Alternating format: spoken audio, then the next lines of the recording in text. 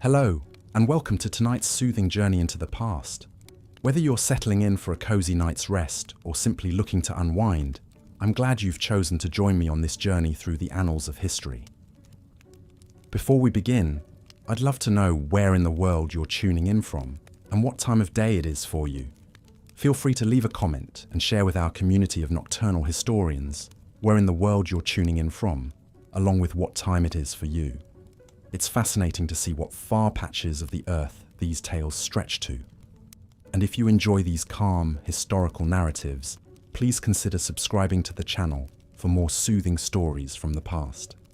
Tonight, we'll be delving into a darker chapter of history as we explore some of the cruelest figures from the medieval era.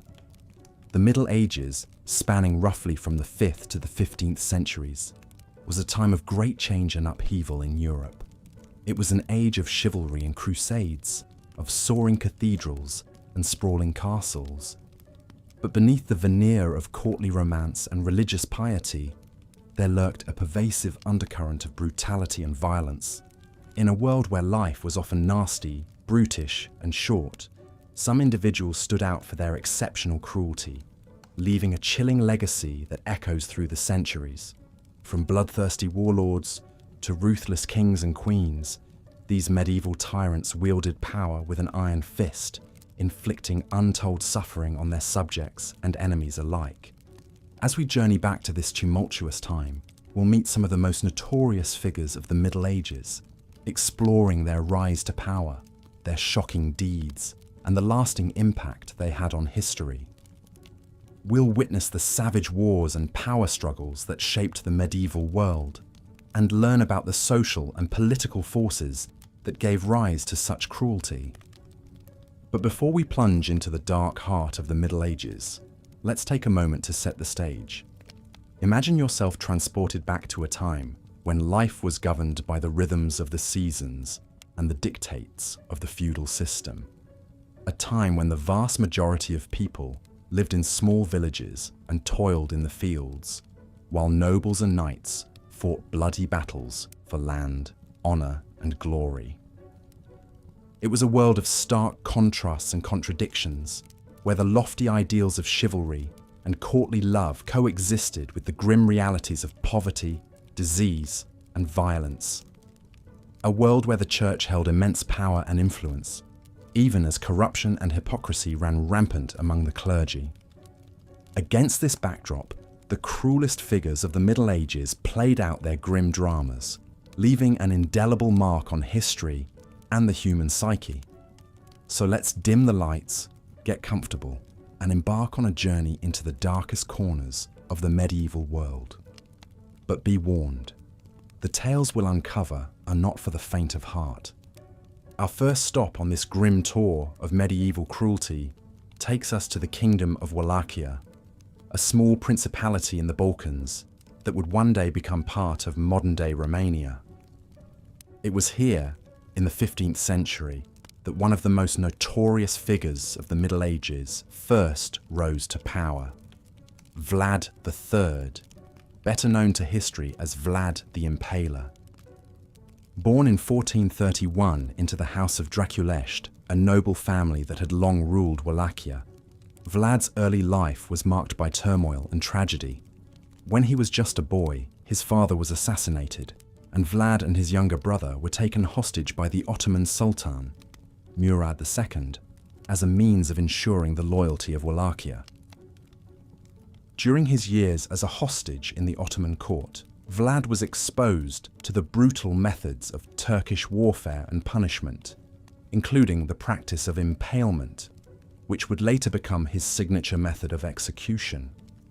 Some historians believe that it was during this time that Vlad developed his taste for cruelty and his deep-seated hatred of the Ottomans. When Vlad finally returned to Wallachia in 1448, he found his homeland in chaos. The kingdom was beset by rival factions and under constant threat of invasion from the Ottomans and the neighboring kingdom of Hungary. Determined to restore order and assert his authority, Vlad embarked on a reign of terror that would make him one of the most feared and reviled figures of his time. One of Vlad's first acts as ruler was to invite hundreds of nobles and officials to a grand feast at his castle. As the guests dined and drank, Vlad's soldiers quietly surrounded the hall. At a signal from their master, they burst in and seized the unsuspecting revelers, dragging them out to a nearby field where they were all impaled on long, sharp stakes. This brutal act of mass execution was just the beginning of Vlad's reign of terror. Over the next few years, he would become infamous for his sadistic methods of torture and execution, which included impaling, boiling alive, and even forcing people to eat their own severed limbs. Vlad's cruelty knew no bounds. He once had a group of Turkish envoys impaled for refusing to remove their turbans in his presence, and he was known to dine among the impaled corpses of his victims, dipping his bread in their blood. Some accounts even claim that he had a special fondness for impaling pregnant women, leaving them to die slow, agonizing deaths as their unborn children perished inside them. But Vlad's brutality was not just a matter of personal sadism. It was also a calculated political strategy, designed to intimidate his enemies and cement his power. By creating an atmosphere of terror and dread, Vlad hoped to deter any would-be challengers to his rule and to make an example of those who dared to defy him. And to a large extent, it worked. During his reign, Wallachia enjoyed a period of relative stability and prosperity, even as its people lived in constant fear of their ruthless ruler. Vlad's reputation as a savage and merciless tyrant spread far beyond the borders of his kingdom, and he became a symbol of the dark side of medieval power. But Vlad's reign of terror was not to last. In 1462, he was captured by the Hungarians and imprisoned for over a decade. When he finally returned to Wallachia in 1476, he found his kingdom once again in turmoil, and he was soon killed in battle against the Ottomans. Despite his grisly end, Vlad's legacy lived on, inspiring countless legends and tales of horror. In the centuries that followed, his name would become synonymous with cruelty and evil, and he would be remembered as one of the most brutal and sadistic figures of the Middle Ages. But Vlad was far from the only cruel and ruthless ruler of his time. The medieval world was full of individuals who wielded power with a savage and merciless hand, from the bloody battlefields of the Crusades to the dark dungeons of Europe's castles. One of the most notorious examples of medieval cruelty was the Crusades, a series of religious wars that raged across Europe and the Middle East from the 11th to the 13th centuries. Launched by Pope Urban II in 1095, the First Crusade was a massive military campaign designed to recapture the Holy Land from Muslim rule and to assert the power and authority of the Catholic Church. But while the Crusades were ostensibly fought in the name of God and the defense of Christendom, they were also marked by incredible brutality and savagery. Crusading armies, made up of knights, soldiers, and even peasants from across Europe, marched across the continent, leaving a trail of destruction and bloodshed in their wake. One of the most infamous episodes of the Crusades was the siege of Jerusalem in 1099, when the Crusaders finally reached their ultimate goal and stormed the Holy City. What followed was a massacre of horrific proportions, as the Crusaders slaughtered thousands of Muslim and Jewish inhabitants, sparing neither women nor children. According to contemporary accounts, the streets of Jerusalem ran red with blood, and the stench of death filled the air for weeks afterward. The Crusaders celebrated their victory by looting the city's treasures and desecrating its holy sites, even as the bodies of the dead lay unburied in the streets. The Crusades also unleashed a wave of religious persecution and violence across Europe, as Christians turned on their Jewish neighbors, accusing them of betraying Christ and collaborating with the Muslims. In many cities, Jewish communities were attacked and massacred, their homes and synagogues burned to the ground. One of the most notorious examples of this persecution was the Rhineland massacres of 1096, when crusading mobs swept through the cities of the Rhine Valley, slaughtering thousands of Jews and forcing many others to convert to Christianity at sword point. The Crusades were not the only source of religious violence in the medieval world. In the 13th century, the Catholic Church launched a brutal campaign against the Cathars, a Christian sect that had taken root in southern France. Known as the Albigensian Crusade, this bloody conflict lasted for over 20 years and resulted in the deaths of countless innocents.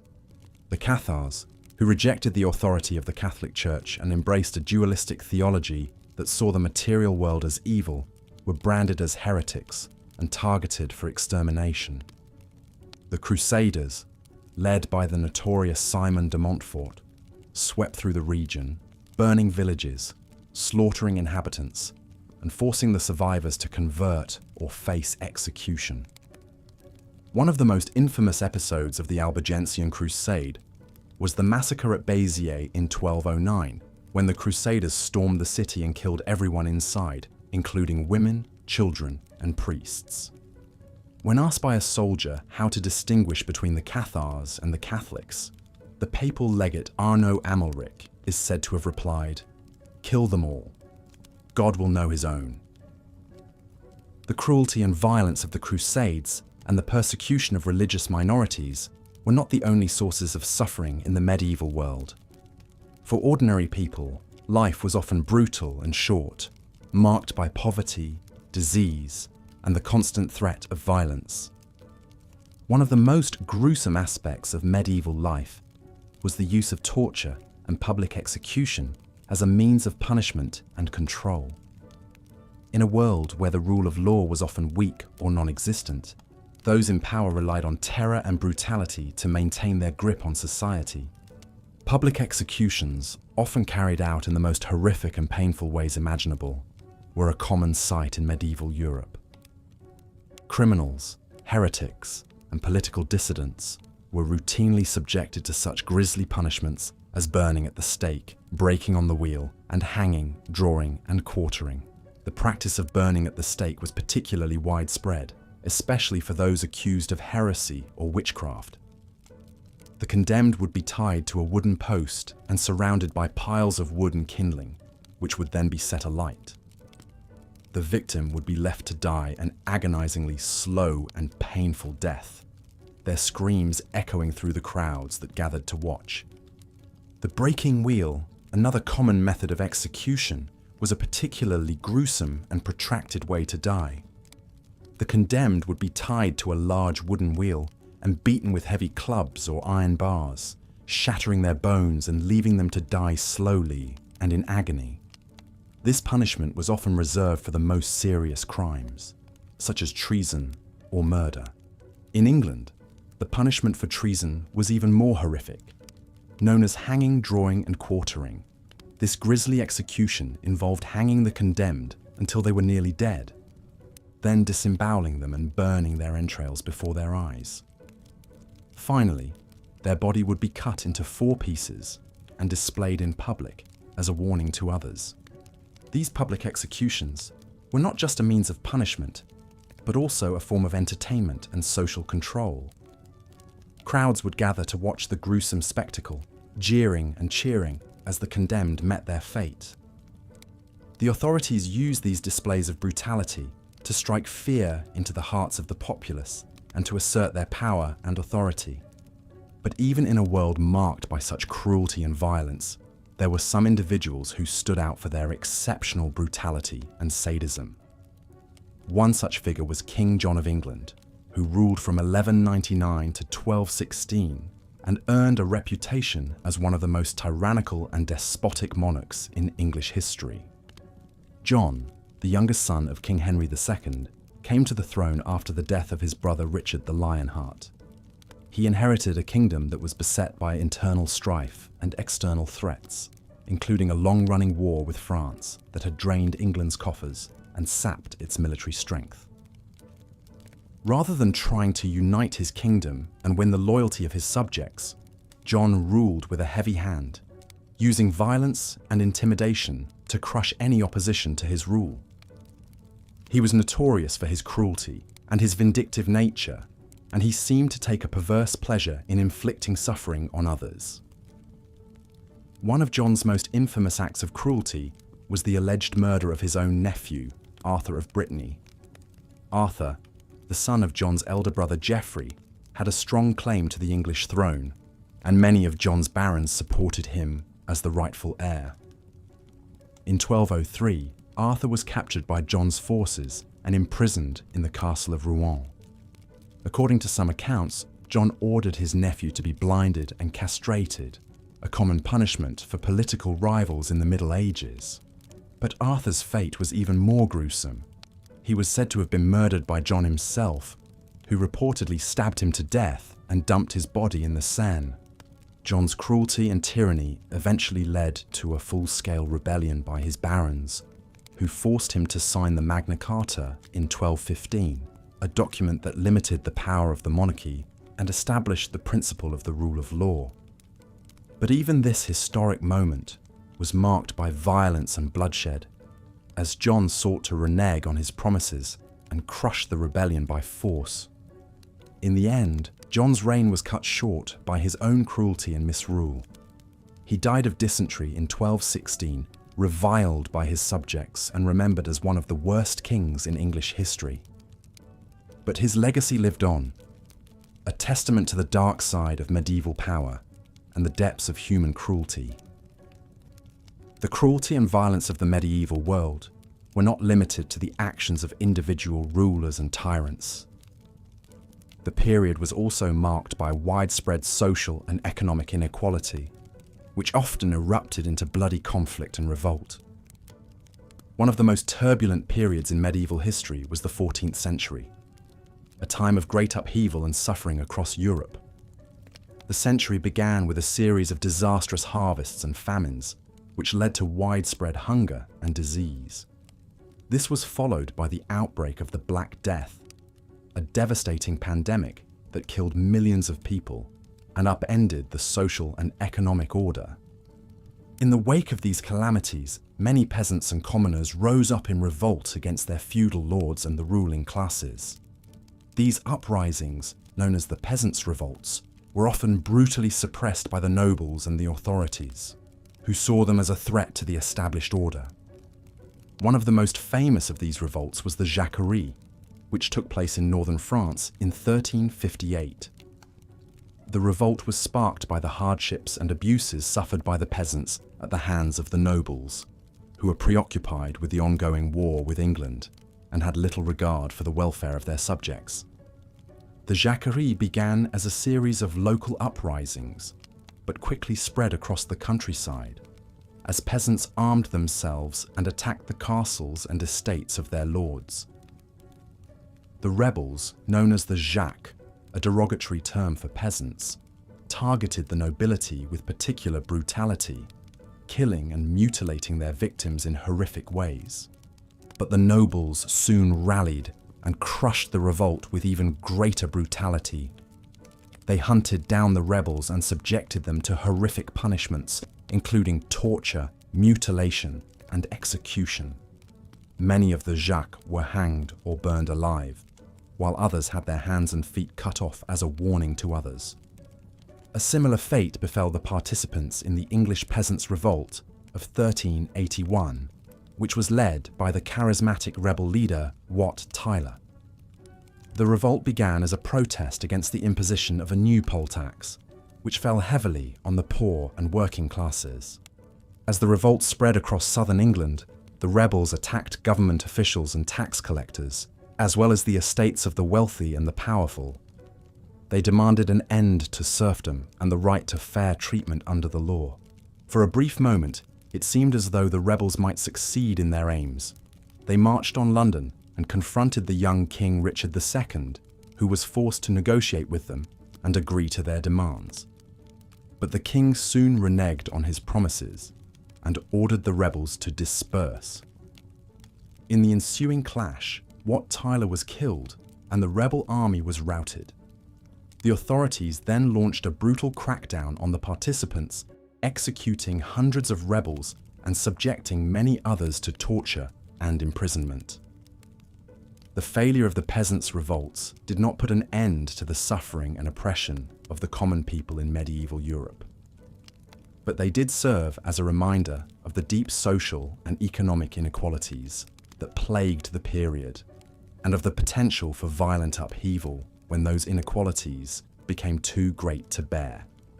The cruelty and brutality of the medieval world were not limited to Europe, of course. In other parts of the world, powerful rulers and conquerors left their own bloody mark on history, carving out vast empires through violence and terror. One of the most notorious of these figures was Timur, also known as Tamerlane, a Turco-Mongol conqueror who ruled over a vast swath of Central Asia and the Middle East in the late 14th and early 15th centuries. Timur was a ruthless and cunning warrior who used, continuing the script. But the violence of the Wars of the Roses went far beyond the nobility. The common folk suffered immensely as marauding armies swept across the land, pillaging towns, trampling crops, and press-ganging hapless peasants into service as foot soldiers. Villages were burned, livestock slaughtered, women raped. It was said even the ravens grew fat and content from feasting on the unburied dead. This same vicious cycle played out time and again throughout the Middle Ages, the great game of thrones played by lords and kings, while the lowborn paid the price in blood, hunger, and anguish. The mighty few jostled for crowns and castles with little care for the misery left in their wake.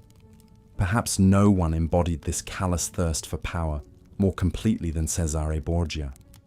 Born into the scandalous Spanish Borgia dynasty that had fought and bribed its way into the Vatican, young Cesare was named a cardinal by his papal father at the shockingly tender age of the 18th, but the headstrong youth soon cast off his scarlet robes, determined to build a kingdom of his own in the patchwork of city-states and principalities that was Renaissance Italy.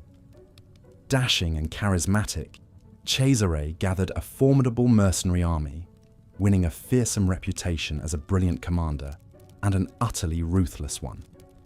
Friend and foe alike spoke in awestruck horror of his deeds.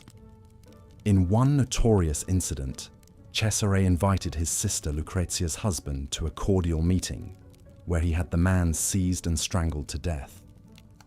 No insult or obstacle to Cesare's ambition could be borne.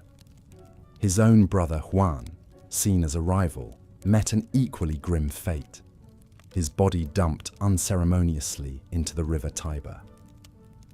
Like a hawk among squabbling sparrows, Cesare swept through the Romagna region, conquering one small state after another, either by force of arms or duplicitous diplomacy. Opponents who failed to bend the knee met brutal ends: strangulation, stabbing, or a dose of his signature poison, cantarella. Cities that resisted his sieges were subjected to days of rape, looting, and wanton slaughter once the walls fell. So great was the terror preceding his armies that many towns threw open their gates at his mere approach, desperate to avoid a far worse fate. Within a few short years, Cesare had carved out a sizable domain for himself, ruling with an iron fist. He dreamed of uniting all Italy under Borgia dominion. It's no wonder that Machiavelli, in his classic work The Prince, later held up Cesare as a model of the supremely effective ruler, unfettered by tedious morals and qualms. And yet, for all his guile and ruthlessness, Cesare's empire proved as fleeting as any other in that tumultuous age. With his father's death and a new pope on the throne determined to tear him down, Cesare's allies and mercenaries soon melted away. Gravely ill himself, he watched his conquests collapse like an elaborate house of cards, until he was just another landless noble shuttling between courts and jails. At the age of just 31, the once great Cesare met an ignominious end, cut down in some nameless skirmish on a Spanish back road. So it went for so many of history's cruelest figures: a meteoric rise, an all too brief reign steeped in blood and terror, then an abrupt fall into ruin, death, and dark legend. For those they crushed and tormented, it could never be enough to balance the scales. But we can take some cold comfort, perhaps, in the knowledge that the most vicious and ruthless rarely found lasting peace or contentment. Their sins had a way of catching up with them. Across the centuries, the names may change, but the basic character remains the same. The heartless tyrant, the sadistic warlord, the murderous zealot. They are woven like a black thread through the medieval tapestry, these cruelest of the cruel. Vlad the Impaler, Timur, Cesare Borgia, and the rest. They shock us, appall us, but also morbidly captivate us. We see in them the darkest shadows of human nature, what terrible deeds man is capable of when freed from all restraint and mercy. It's a somber lesson the Middle Ages teach us again and again. The ease with which power can corrupt, the savagery that lies coiled in the human heart. For all the knightly valour and stirring piety we rightly celebrate in the medieval world, there is this vein of obsidian, bitter as poison, cold as the grave. The cruelest people in history may be centuries dead and mouldering, but the chilling echoes of their evil linger still. As we ponder their legacies from the safety of our softer modern age, we can breathe a thankful prayer not to live in such harsh times, to have been spared the depredations of the Borgias and Draculas among us. But we would also do well to keep their memory close and guard against their like rising again. The cruelest in history may be gone, but the all too human impulses that created them, the reckless ambition, the pitiless wrath, the gnawing fear that fuels hatred, lie buried not so very deep in us all. So let us take these medieval monsters for what they are, dark warnings from our past, and let us strive, in ways large and small, to be better than our forebearers at their worst, to nurture justice and gentleness, to put compassion before retribution, to stay the hand of needless violence. For only in this way can we seek to tame the cruelest of our all too human race. Throughout the turmoil of the Wars of the Roses in 15th century England, perhaps no figure looms as darkly in the popular imagination as King Richard III. The last king from the House of York, Richard's reign was brief but notorious, cut short by his death in battle against Henry Tudor. But it was the sinister rumours about Richard that truly blackened his name for centuries to come. Born into the royal family, Richard grew up during the early clashes between the rival houses of York and Lancaster. As a young man, he supported his elder brother Edward as he claimed the throne, becoming King Edward IV.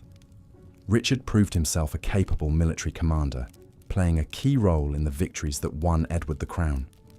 When Edward died unexpectedly in 1483, Richard was named Lord Protector, ruling in place of Edward's young sons. But Richard's ambitions reached higher still. In a shocking move, he declared his nephews, the so-called princes in the Tower, illegitimate and unfit to rule. Richard swiftly had himself crowned as King Richard III instead. Not long after, the two princes mysteriously vanished within the Tower of London, never to be seen again. Rumours swirled that Richard had the boys murdered to secure his own claim to the throne.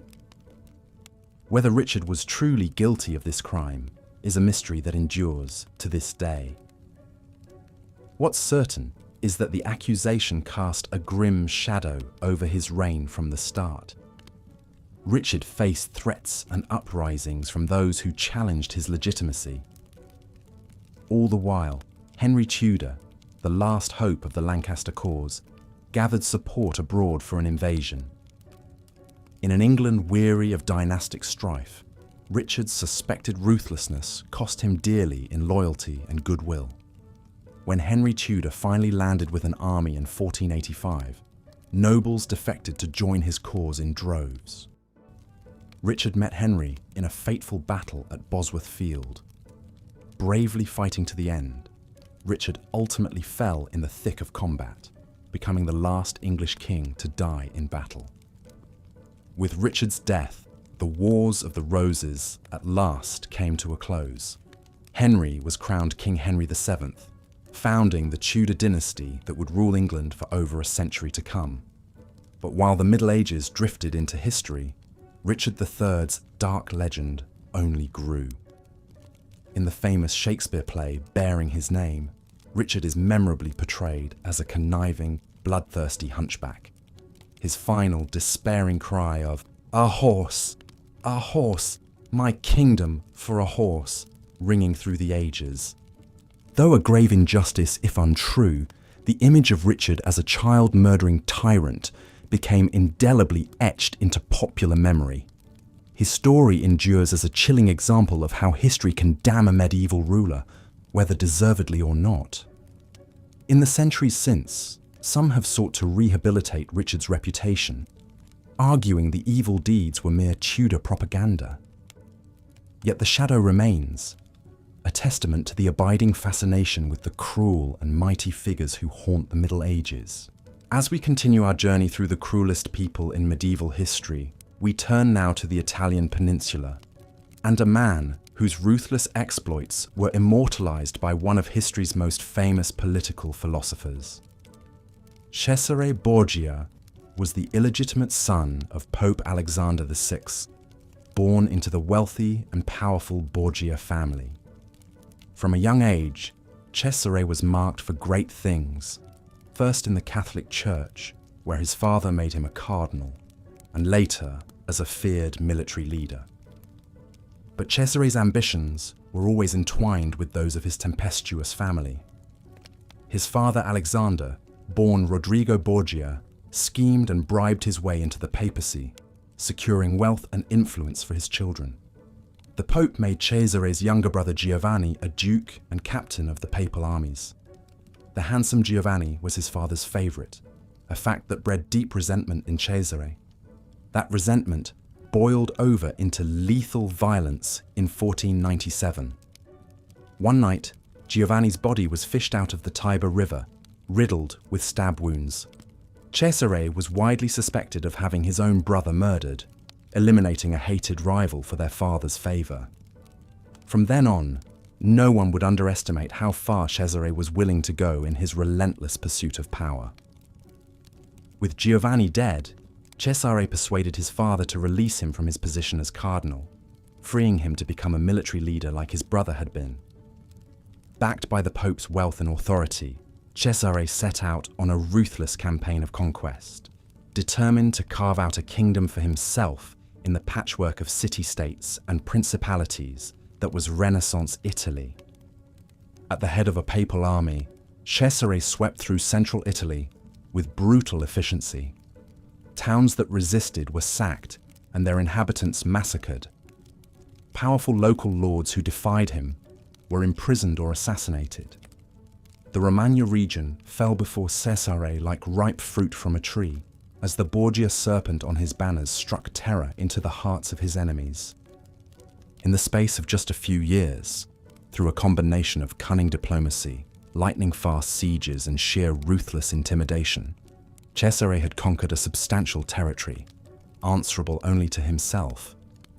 He governed his new lands with an iron fist, crushing any hint of rebellion and rewarding loyalty handsomely. The bloody trail Cesare blazed across Italy made him feared and hated in equal measure. But his cold effectiveness as a ruler was undeniable, so much so that the great Renaissance writer Niccolò Machiavelli later held up Cesare as a model for his famous work, The Prince.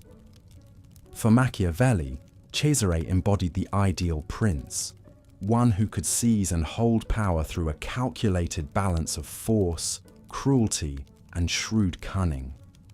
Cesare showed that in the cutthroat arena of Renaissance politics, only the most ruthless could rise to the top and stay there. Yet even for a man as formidable as Cesare Borgia, fate could be a fickle thing. His conquest depended heavily on the papal support of his father. When Pope Alexander VI died suddenly in 1503, the Borgia power structure crumbled virtually overnight. Cesare himself fell ill, his enemies moved against him, and his lands slipped from his grasp as quickly as he had won them. Exiled and landless, Cesare schemed to make a comeback, but his luck had finally run out. In 1507, he was killed in a minor skirmish, an inglorious end for a man who had once seemed poised to dominate all of Italy.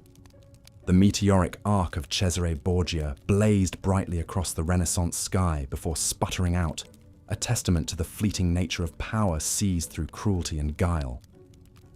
Yet Cesare's legacy would long outlive him. His brutal methods and calculating pragmatism shocked and enthralled the princes of his day, and inspired Machiavelli's enduring masterpiece of statecraft. For centuries, Borgia would remain a byword for the ruthless exercise of power, a reputation Cesare himself might well have savoured. In the age of the Italian city-states, riven by feuds and conspiracies, it was men like Cesare Borgia who epitomised both the cruelty and the precarious brilliance of an infamous era. As we contemplate the sweep of medieval history, it can be all too easy to lose sight of the individual human lives caught up in the tide of great events. The cruelty of the age fell most heavily on the common folk, the peasants and townsfolk whose hardscrabble existences could be upended in an instant by the vagaries of weather, disease, or the violence of their betters. In the 14th century, life for the medieval peasantry took a nightmarish turn, as a convergence of catastrophes plunged Europe into a prolonged crisis. The warming climate that had prevailed for centuries gave way to the cooling and unpredictable weather of the Little Ice Age. Crops failed year after year as drought, floods, and bitter winters laid waste to fields. With food supplies dwindling, famine stalked the land. The gnawing spectre of starvation was soon joined by an even more terrifying visitation: the Black Death. This virulent strain of bubonic plague, borne by rats and fleas from the trade ports of Italy, scythed through Europe's weakened population like a merciless reaper. Festering boils, agonizing pain, and delirium were the plague's hellish hallmarks.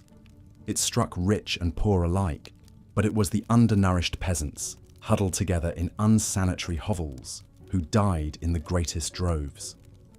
Between famine and plague, Europe's population plummeted by as much as a half in the span of just a few decades. The medieval world was accustomed to death, but the sheer scale and indiscriminate scourge of the Black Death shook society to its very foundations. Fields lay abandoned, towns and cities emptied. The Catholic Church, whose priests perished by the thousands even as they administered last rites to the dying, struggled to explain a calamity of such monstrous proportions. Some saw the plague as God's judgment on a sinful world, but such cold comfort rang hollow to those who had seen their loved ones, their children, succumb to an agonizing end. In the wake of such devastating upheaval, medieval society began to fray at the seams. With the ranks of the peasantry so drastically thinned, those who survived found themselves in a rare position of leverage. Desperate landlords were forced to pay higher wages to attract enough laborers to work their fields. Some peasants began to question the rigid feudal hierarchy that had held sway for centuries, a system that now seemed woefully inadequate in the face of such terrifying adversity. Simmering resentments boiled over into outright rebellion. In France, the Jacquerie Revolt of 1358 saw peasants take up arms against the nobles who had oppressed them for so long. The rebels burned castles and manor houses, exacting a brutal revenge for generations of mistreatment. But the nobles struck back with even greater savagery. The revolt was crushed, its leaders hunted down and executed in the thousands. The Jacquerie passed into legend as a chilling example of the fury of the downtrodden and the pitiless retribution of the powerful. The Peasants' Revolt in England in 1381 met a similar fate. Sparked by a hated poll tax and long-standing grievances, the rebels converged on London under the leadership of Wat Tyler. The boy King Richard II met with Tyler and seemed to agree to the rebels' demands. But it was a ruse. Tyler was stabbed to death in a heated altercation with the king's retinue. Deprived of their leader, the rebel armies disbanded and scattered. In the weeks that followed, Richard's men hunted down the ringleaders and made brutal examples of them, a grim epilogue to a fleeting dream of common justice. The peasant revolts of the 14th century were ultimately doomed, crushed by the combined might of crown, church, and aristocracy. But they stand as powerful testaments to the human toll of the Middle Ages and the enduring cruelty of a world where the lowly could suffer and perish in the uncaring sweep of disaster and repression, in the face of famine, plague, and the fury of their masters. The common folk of medieval Europe endured with a tenacity as remarkable as it was tragic. Their struggles, though often lost to history, remain a poignant reminder of the human cost of the age's upheavals. As the Middle Ages wound to a close, the world was changing, but the spectre of cruelty remained a constant shadow. While Europe began to shake off the cobwebs of feudalism and look towards the Renaissance, in Asia, a conqueror arose whose thirst for blood and dominion knew no bounds. Born in 1336 in what is now Uzbekistan, Timur, known to history as Tamerlane or Timur the Lame, seemed an unlikely candidate for greatness. But this Turco-Mongol warrior king would carve out an empire that rivaled that of his idol and predecessor, Genghis Khan. And like the great Khan, Timur would leave a trail of slaughter and devastation in his wake that would make his name a byword for cruelty. Timur's early life was a hard one, a constant struggle in the ruthless world of steppe politics. Scars from arrow wounds and a shattered hip left him with a pronounced limp, but also a burning drive to prove himself through force of arms. As a young man, he earned a fearsome reputation as a cunning tactician and merciless raider, securing a band of fiercely loyal warriors through his audacious exploits. With this army at his back, Timur embarked on a relentless campaign of conquest that would span decades and shatter kingdoms. He swept through Persia and Mesopotamia, sacking ancient cities like Baghdad and Damascus with pitiless ferocity. Those who resisted were massacred in their thousands, the severed heads of Timur's enemies stacked in grisly towers as monuments to his victories. Timur's onslaught reached its terrible apex in 1398, when he invaded India and descended upon Delhi, the jewel of the Sultanate. The city's defenders were slaughtered in a day-long frenzy of blood and fire, its streets choked with corpses. Timur's soldiers carried off vast amounts of treasure and over 100,000 captives to be sold as slaves. The conquest of Delhi was a blow from which India would take centuries to recover. But for all his battlefield triumphs, Timur's cruelty was not confined to the ebb and flow of war. He was known to devise horrific tortures for those who defied him, from live burial to dismemberment by sword. Even the loyalty of his own followers was no guarantee of safety. Timur once had a prince who had fought valiantly for him, flayed alive for a perceived slight, then forced the man's own wife to dance at a feast amid the gore of her husband's carcass. By the time of his death in 1405, Timur had carved out an empire that stretched from Russia to the Indian Ocean, from Turkey to the frontiers of China. His campaigns had claimed the lives of an estimated 17 million people, an almost unimaginable toll, even in an age well versed in bloodshed. The splendor of the architectural wonders he left behind, like the soaring Bibi Khanim Mosque in Samarkand, could scarcely offset the ocean of blood that paid for them. Timur's enduring legacy is one of awe and revulsion in equal measure. His military genius and indomitable will brought him world-shaking power, but it was power wielded with a ruthless cruelty that even the war-hardened Khans of the steppe blanched to behold. He was a conqueror in the mold of Genghis Khan and Alexander the Great, but one for whom terror and butchery were the first and most favored tools of statecraft. The life of Timur the Lame reads like something out of humanity's most fevered nightmares. A tale of unrestrained ambition married to an almost superhuman capacity for cruelty on a mass scale. That such a man could rise so high and cast such a long shadow is perhaps the most chilling reminder of the depths to which the human spirit can sink in the pursuit of dominion. In Timur, we see the culmination of an age in which the mightiest could visit unimaginable atrocities on the world and be remembered by posterity as great. As we survey the long and blood-soaked pageant of the Middle Ages, it can be difficult to draw easy lessons or conclusions.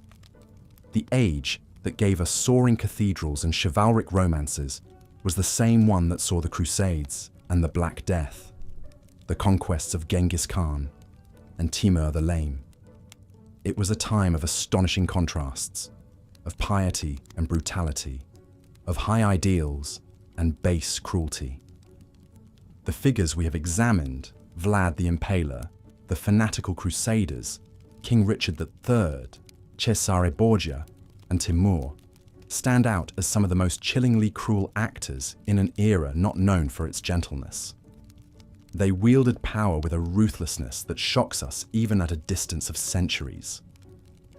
Their deeds, impaling enemies en masse, burning heretics alive, massacring whole cities, seem to belong more to the realm of dark fantasy than sober history, yet it would be a mistake to dismiss these men as mere monsters, aberrations divorced from their historical context.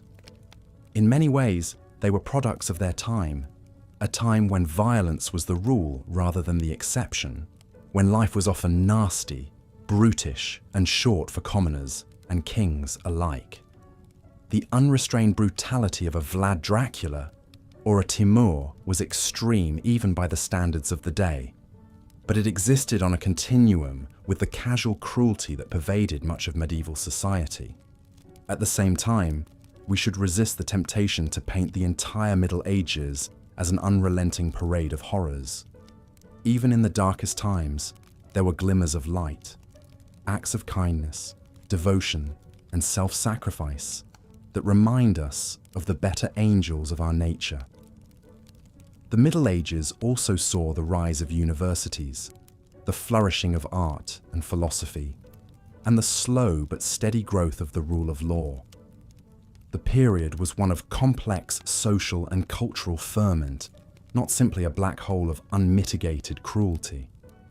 Perhaps the most enduring lesson of the cruelest figures of We've explored some of the most notoriously ruthless individuals to cast long shadows over the medieval world.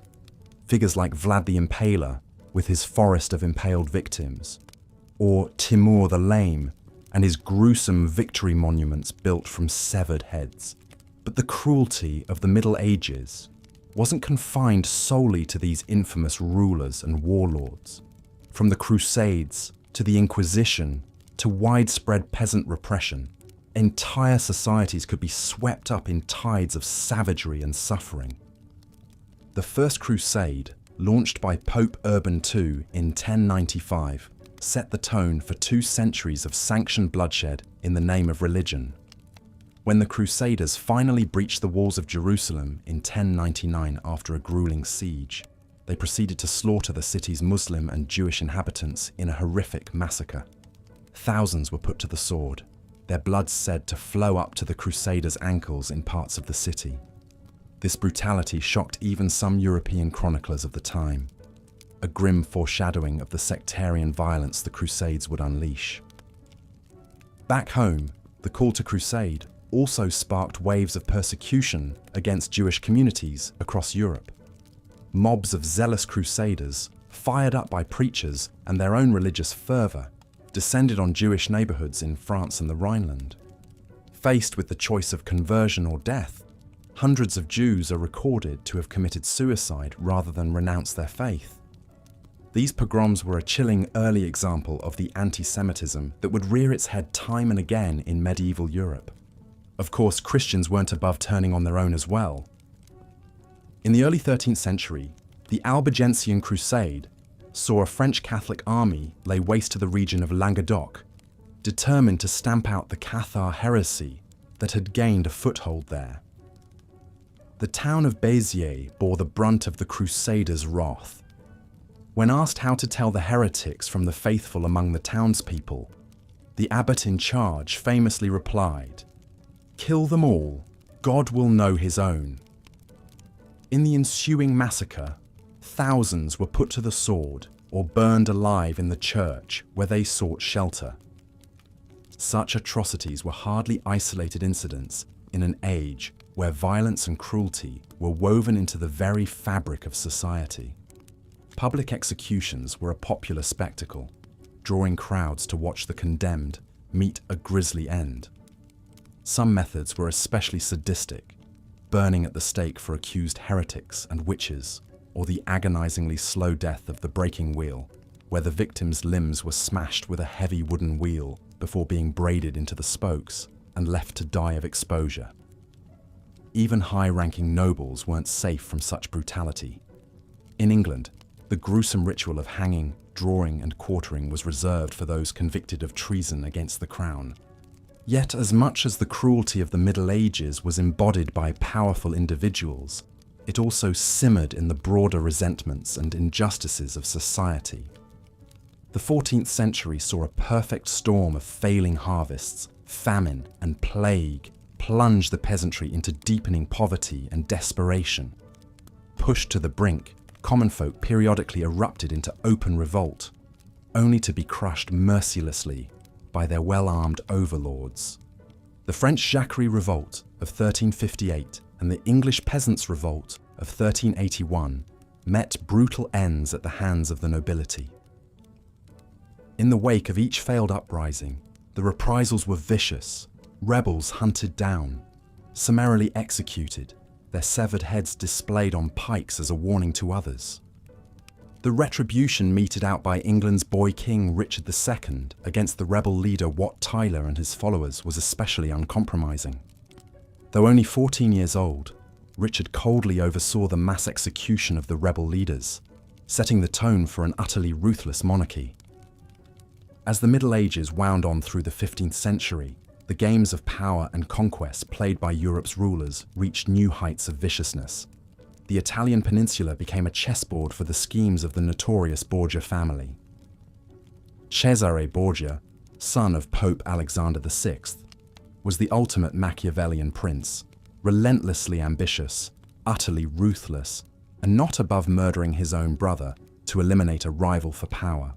His brutal campaign to carve out a central Italian kingdom for himself left a trail of massacres and atrocities in his wake. Meanwhile, England was convulsed by decades of dynastic civil war, as the houses of Lancaster and York vied for the crown in the Wars of the Roses. This was a time when even the highest nobility couldn't escape the deadly intrigues and betrayals of the age. The Earl of Warwick, once the most powerful magnate in England, ended up dead in a ditch after leading rebellions against two different kings. And then there was Richard III, forever vilified by Shakespeare and in popular lore for his alleged murder of his young nephews in the Tower of London, a crime that is still debated to this day. Richard's own death at Bosworth Field in 1485, the last English king to fall in battle, brought an end to the Middle Ages in England with one last spasm of violence.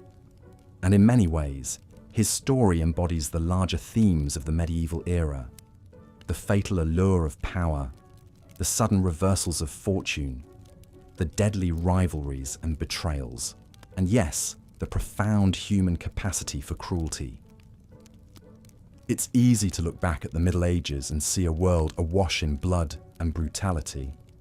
And while the era certainly had more than its share of villains and tyrants, it's important to remember that it was also a time of grandeur and gallantry, of chivalric ideals and soaring cathedrals. Like any age, it was a complex tapestry, woven of light and shadow. But perhaps more than anything, the cruelty of the Middle Ages is a reminder of the darkest impulses that can lurk within the human heart. In an era where power was so often absolute and unchecked, it's chilling to see just how far some were willing to go in its pursuit. From the murderous ambitions of Cesare Borgia to the terrifying sadism of Vlad the Impaler, these historical figures shock us with the sheer scale and intensity of their brutality. Yet even as we recoil from their crimes, we can also find some threads of familiarity. After all, the cruelest people of the Middle Ages were still people, driven by very human lusts and fears, grudges and greed. To study their stories is to gaze into a dark mirror of our species and to reckon with the stark truth that the capacity for profound cruelty is part of the human condition. In the end, maybe that's the real lesson the Middle Ages holds for us. For all the splendor and achievement of medieval civilization, it was still a world where unchecked power begat unspeakable atrocity. A world where all too often, the better angels of our nature were drowned out by our darkest demons. By peering into this shadowed past, perhaps we can learn something about the present and the need to build a future where such cruelty is less and less possible. It's a journey that's well worth taking, even as we explore the lives and legacies of the cruelest people in medieval history. Because only by confronting the darkest chapters of our shared story can we begin to write brighter ones. And in the end, isn't that what history is all about? Grappling with the complex, often troubling reality of the human experience, not to despair at our flaws and failures, but to learn from them and to keep reaching for a better world. The Middle Ages may have been a time stained by blood and cruelty, but it was also an era shot through with humanity in all its shades and contradictions. And that's what makes it endlessly fascinating to study and explore, even now, centuries later. So, as we come to the end of our journey through the lives of medieval Europe's cruelest figures, let's remember to hold both truths in our minds: the light and the darkness, the good and the evil.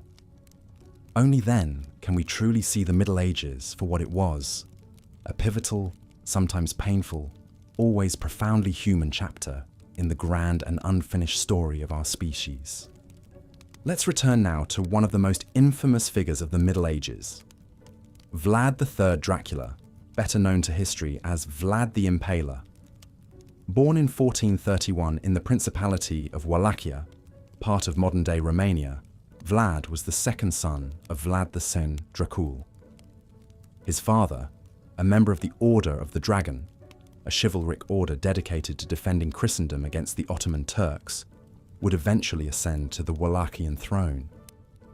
But Vlad's early life was far from stable or secure. In a political maneuver, his father sent young Vlad and his brother Radu to the court of the Ottoman Sultan Murad II as hostages, essentially collateral to ensure Wallachia's compliance as an Ottoman vassal.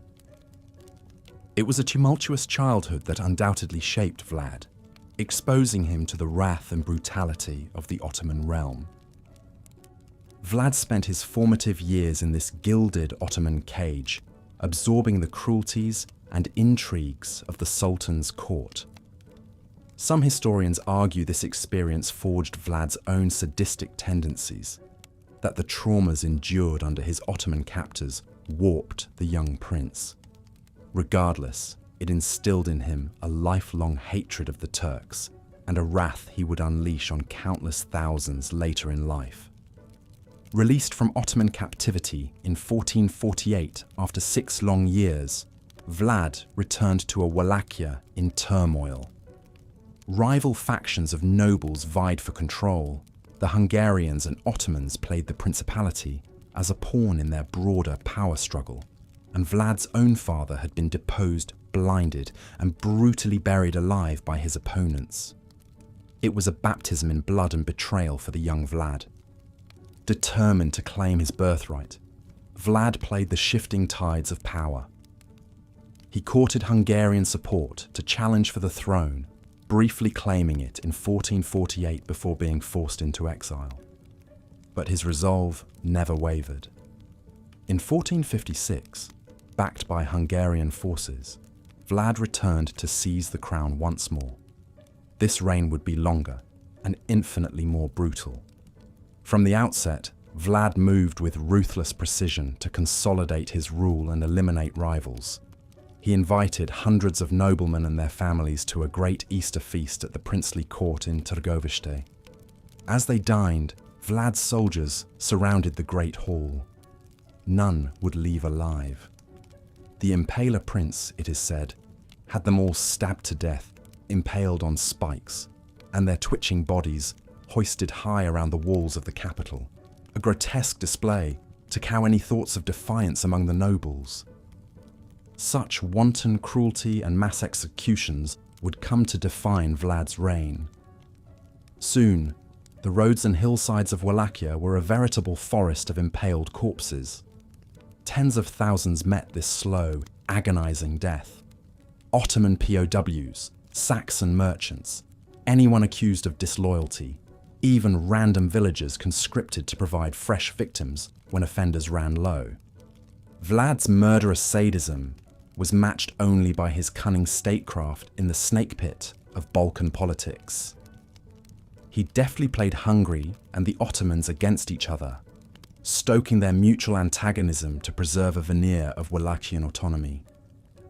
He courted the support of the influential Transylvanian Saxons by exempting them from tolls and gifting them commercial privileges.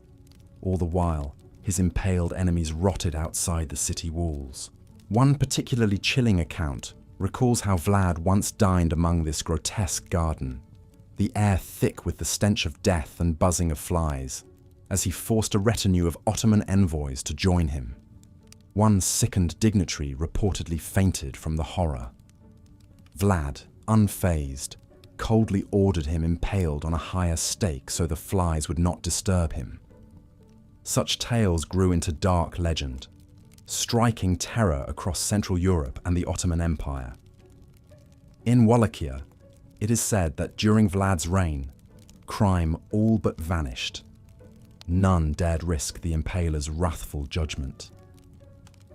Across the Danube, Sultan Mehmed II, the feared conqueror of Constantinople, led a punitive invasion in 1462 to unseat this troublesome vassal. Marching into Wallachia, the Ottoman troops encountered a decimated land, villages burned and wells poisoned on Vlad's orders. Rotting corpses littered the roads. Outside the capital, a terrifying sight awaited. A veritable forest of 20,000 impaled Turkish captives. Even Mehmed was shaken. Though Vlad's guerrilla raids could not halt the larger Ottoman army, and he was eventually forced from the throne, his legend only grew.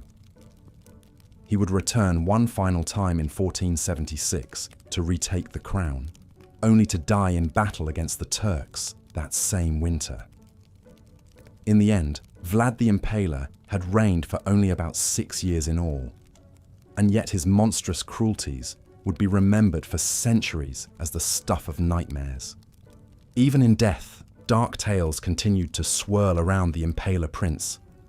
His severed head was sent to Constantinople, displayed on a spike before the Sultan.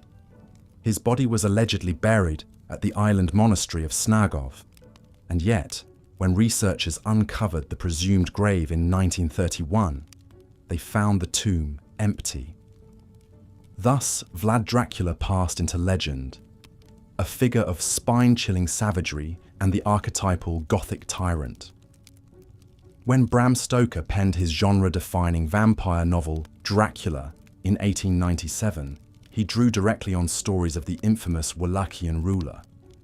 While Stoker's charismatic count and his dramatic Transylvanian castle bore little resemblance to the real Vlad III, the name Dracula would be immortalized as an embodiment of evil and a permanent fixture in our collective nightmares.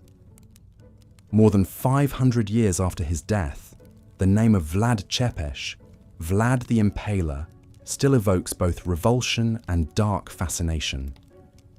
A byword for brutality, yet revered by some as a defender of Christendom, a folk hero who stood against the Ottoman tide. Such is the complex, blood-soaked legacy of this son of the dragon. In the annals of human cruelty, the deeds of Vlad Dracula remain forever carved in crimson, a testament to the horrors we inflict upon one another. But for all Vlad's lasting infamy, he was far from alone in perpetrating such savageries in medieval Europe. The Middle Ages were an era steeped in violence and religious strife, when entire communities would be put to the sword in the name of faith and empire. And nowhere was this unholy wrath more ruthlessly unleashed than in the Crusades. When Pope Urban II ascended a platform in a field outside Clermont, France, on November 27, 1095, his words would echo across centuries and unleash a tide of holy war that would forever scar the medieval world. Addressing the assembled clergy and nobles, Urban called upon the knights of Christendom to cease their petty feuding and take up the cross, to march east and liberate Jerusalem and the Holy Land from Muslim rule. He promised the assembled throng spiritual rewards for this armed pilgrimage, remission of their sins. At his fiery exhortation, the crowd roared in response, Deus vult, God wills it.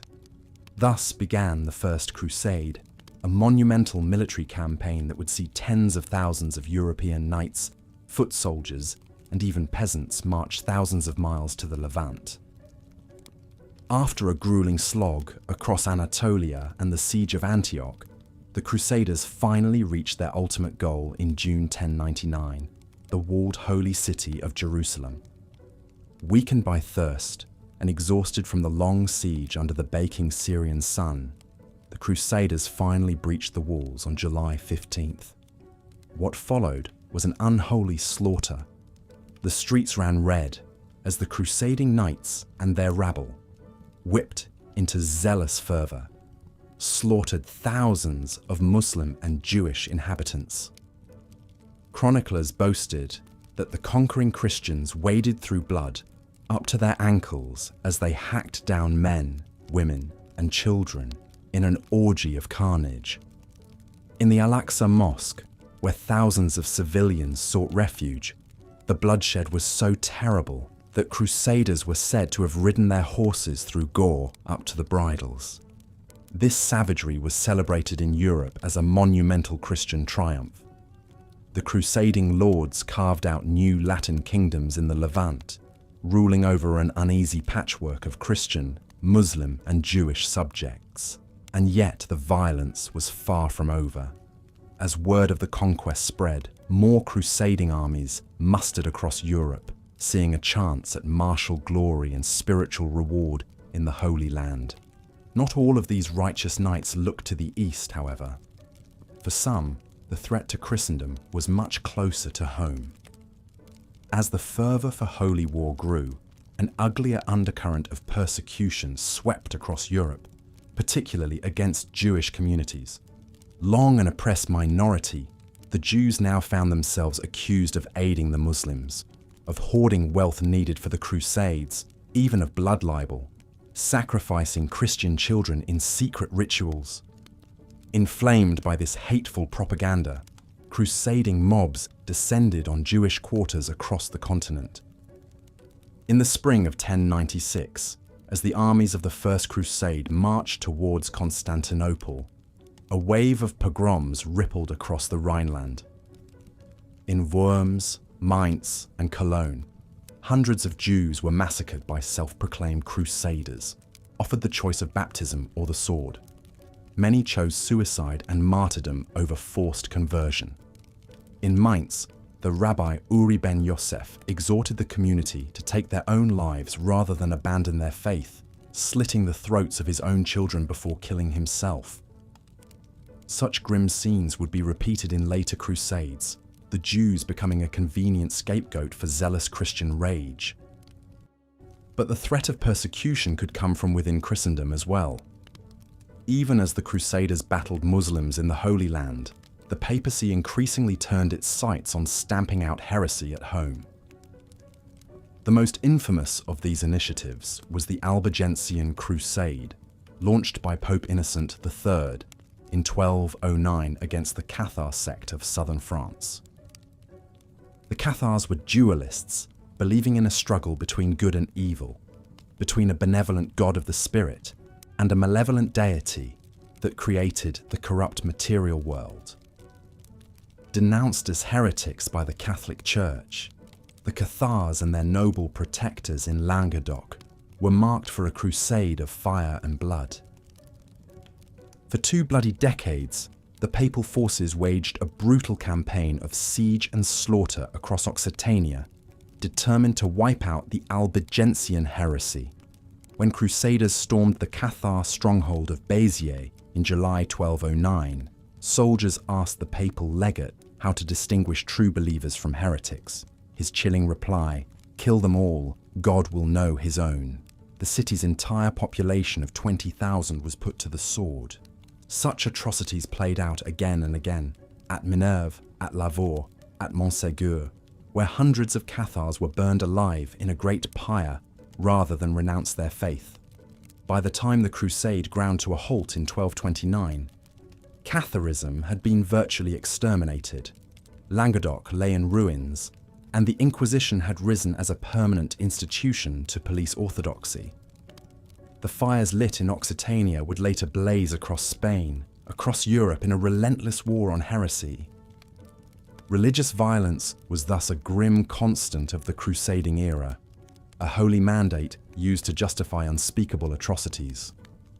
In the name of faith, entire communities were put to the sword, tortured, and burned.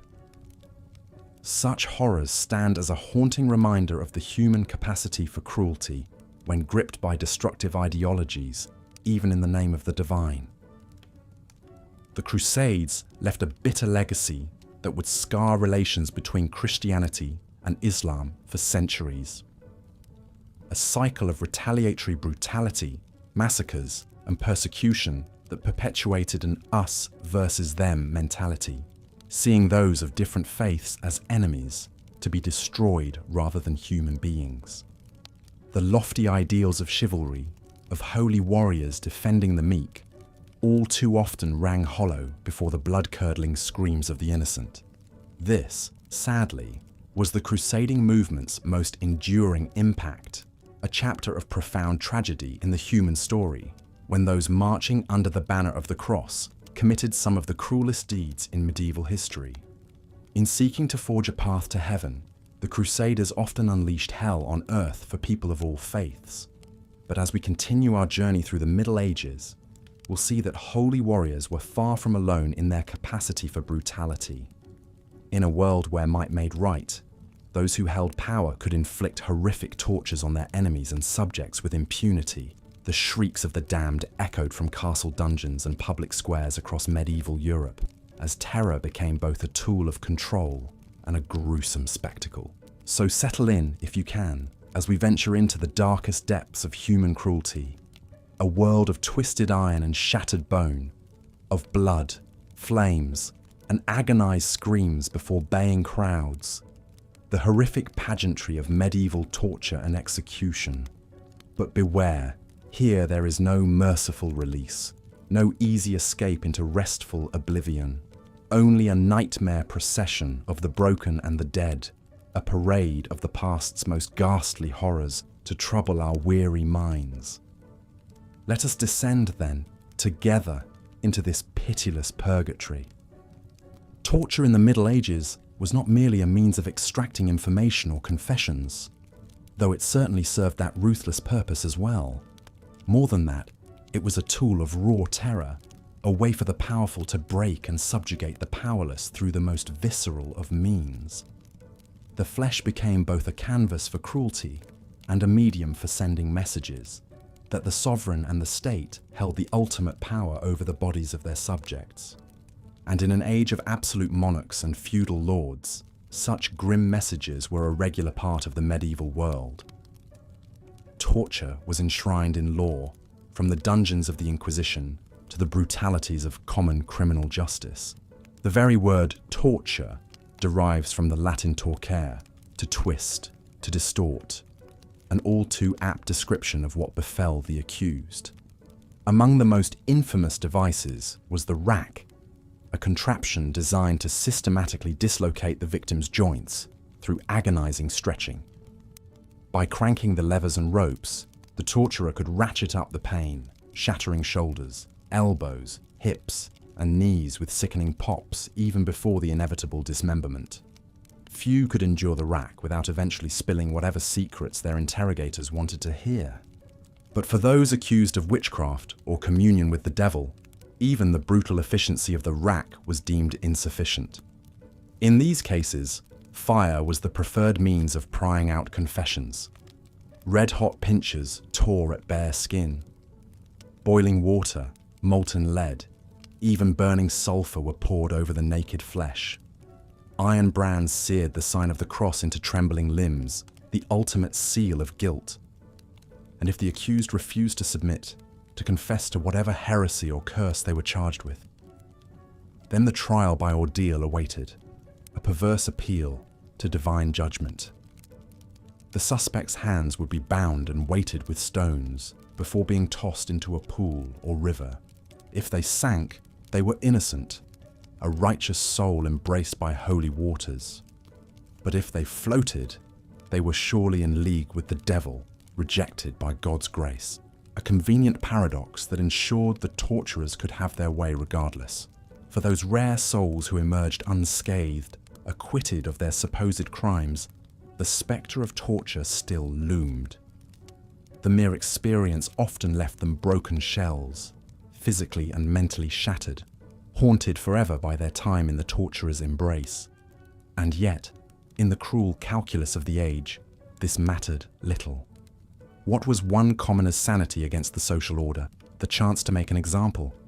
Indeed, torture was but a preview, a taster of the grim fate that awaited so many of the condemned. In a world without mass media, where the sovereign's power was made manifest through visceral displays, execution was a public spectacle, a gruesome festival of state power and mob bloodlust. Looming above it all was the executioner, a figure both reviled and revered in medieval society.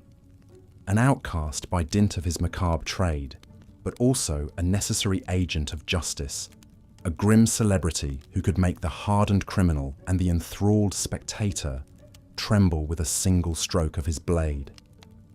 And that blade was often but the final mercy after a hideous litany of tortures.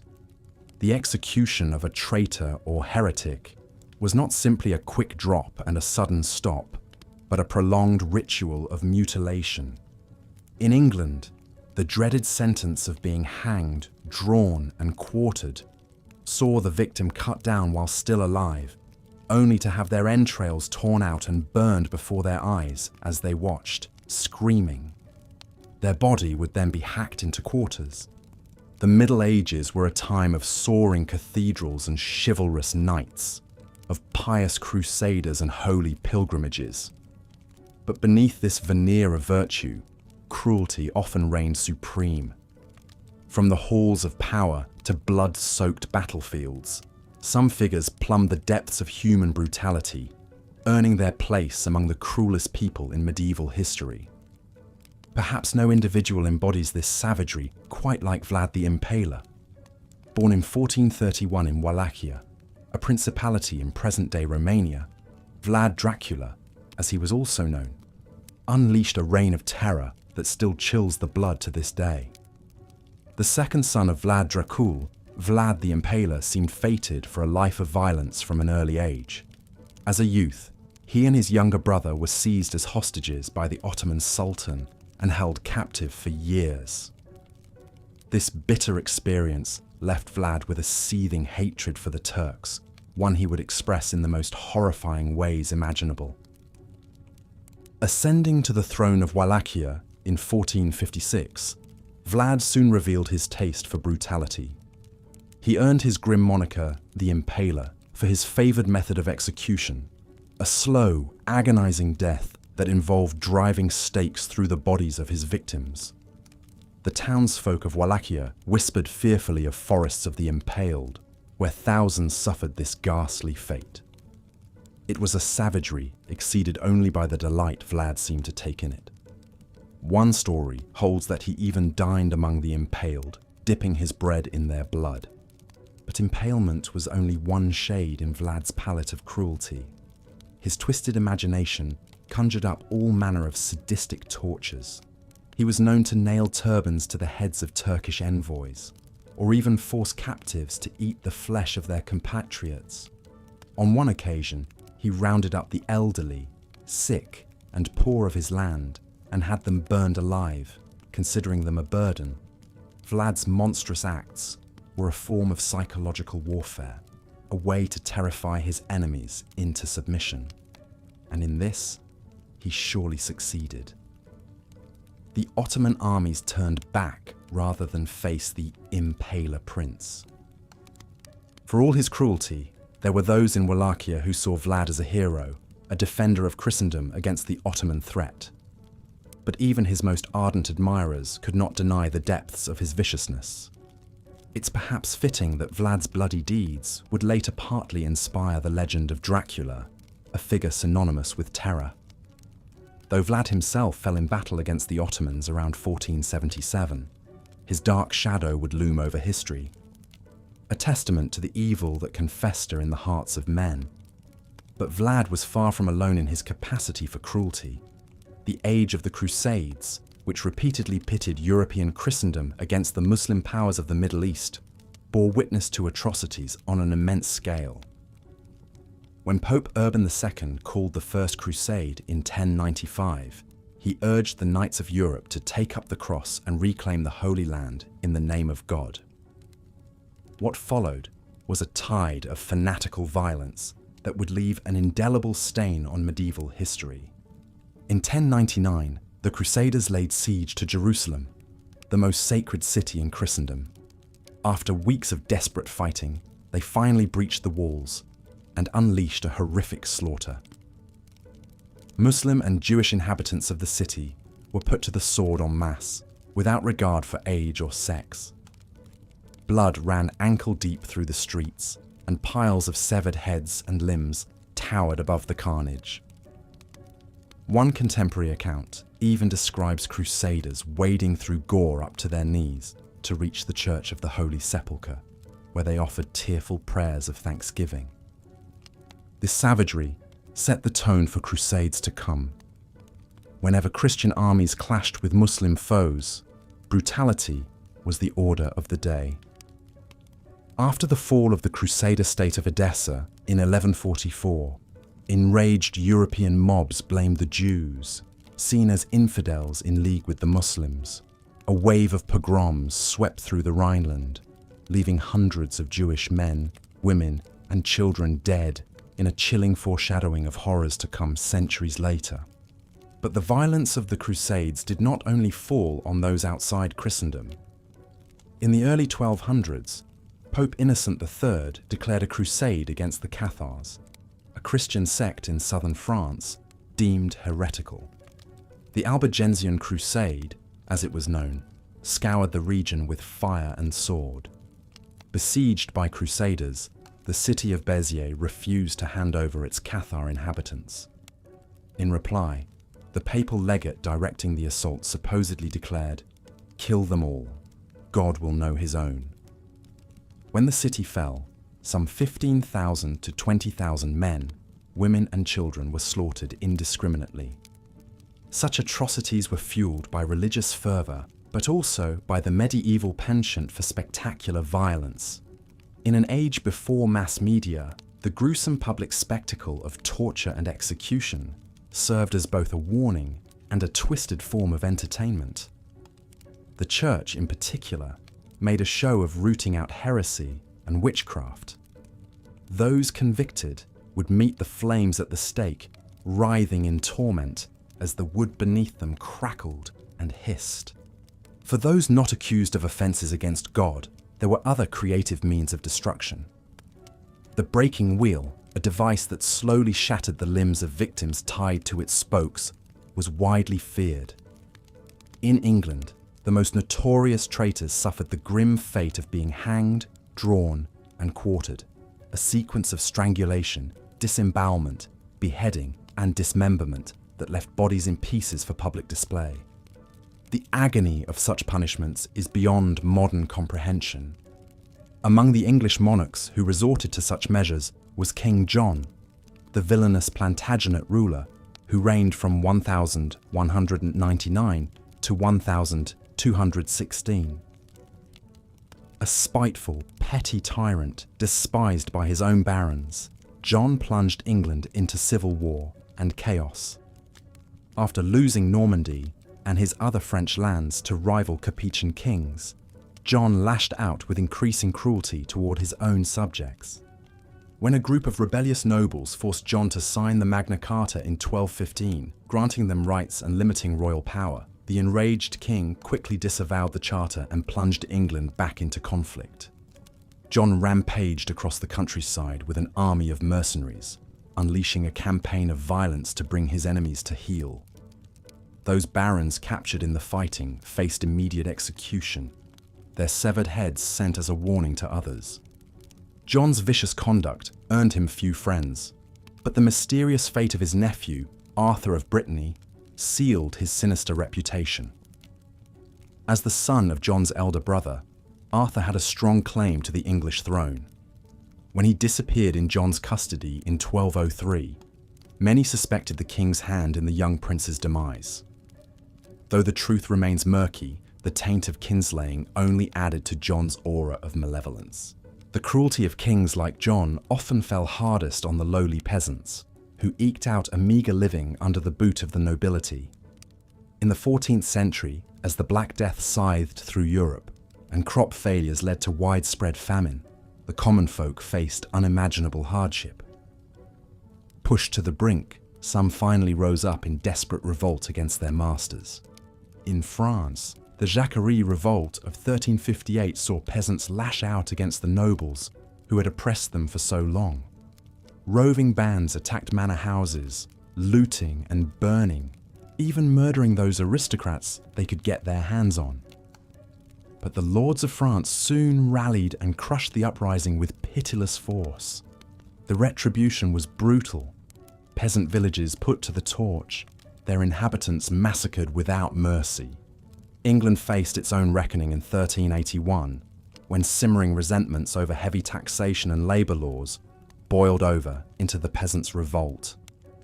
Under the leadership of Wat Tyler, a motley army of commoners, artisans, and renegade priests marched on London, attacking government buildings and beheading some of those deemed responsible for their plight.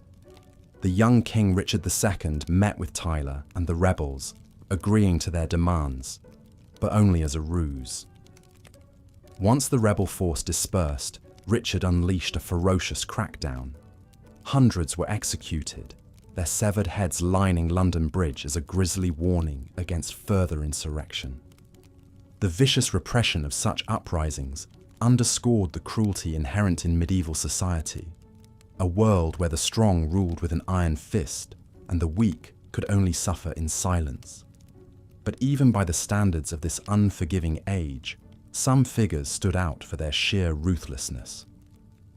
One such man was Timur, known to history as Tamerlane. A Turkic-Mongol warlord in the mold of Genghis Khan, Timur rose from obscurity in 14th century Central Asia to become one of the most feared conquerors in history.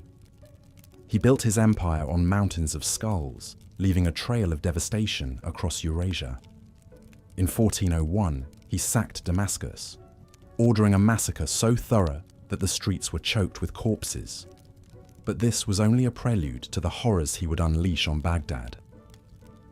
When Timur's armies stormed the great Abbasid capital in 1401, they slaughtered tens of thousands, a blow from which the city would never recover. The conqueror took a special delight in erecting towers of severed heads as monuments to his victories, a sight that would greet him as his armies marched through the ruined lands he claimed as his own. Timur's conquests reached as far as India, where he invaded the Delhi Sultanate in 1398. The Turkic-Afghan rulers of the Sultanate were Muslim, like Timur himself, but that did not spare them from his wrath. Thousands were slain or enslaved as the conqueror's armies rampaged across the subcontinent, plundering its riches and leaving devastation in their wake.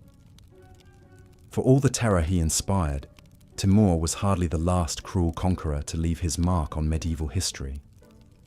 In Europe, the Wars of the Roses saw England convulsed by decades of dynastic conflict in the late 15th century. This bloody civil war between the rival houses of York and Lancaster featured a cavalcade of ruthless nobles vying for power, their ambitions drenched in the blood of friend and foe alike. One of the most notorious figures of the conflict was Richard III, the last Yorkist king. Though his villainy may have been exaggerated by later Tudor propagandists, Richard's rise to power was undeniably soaked in gore. He stands accused of ordering the murder of his own nephews, the famed princes in the Tower, to secure his grip on the throne. Whether guilty of this deed or not, Richard was certainly responsible for the brutal execution of a number of rivals, their heads impaled on spikes for all to see. Richard's reign would be cut short by the rise of Henry Tudor, who defeated and slew the king at the Battle of Bosworth Field in 1485. The carnage of that day brought an end to the Wars of the Roses, but it was a peace born of exhaustion rather than any higher ideal. The cruelty of the age had simply burned itself out, leaving a kingdom in ashes. As the Middle Ages drew to a close, one last figure would embody the ruthless spirit of the era. Cesare Borgia, the illegitimate son of Pope Alexander VI, was a true Renaissance man, a skilled warrior, a cunning diplomat, and an utterly amoral schemer. As a cardinal in the Catholic Church, Cesare seemed destined for a life of piety, but his ambitions would lead him down a far darker path. Determined to carve out a kingdom for himself in the patchwork of city-states and principalities that made up Italy, Cesare embarked on a campaign of conquest and betrayal. He thought nothing of dispatching those who stood in his way, even his own brother, Juan, whom he likely had murdered in 1497. The crime shocked all of Europe, but Cesare hardly blinked an eye.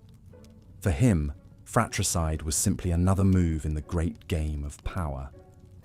As Cesare rampaged across central Italy, his reputation for cruelty grew.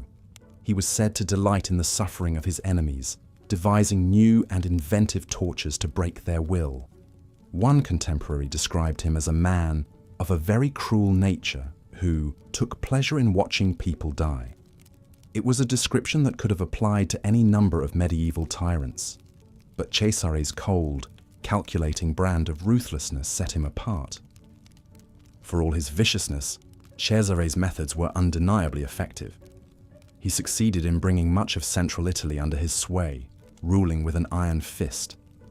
His example would later inspire Niccolò Machiavelli, who saw in Cesare the model of a truly effective ruler, one who let nothing stand in the way of his ambitions.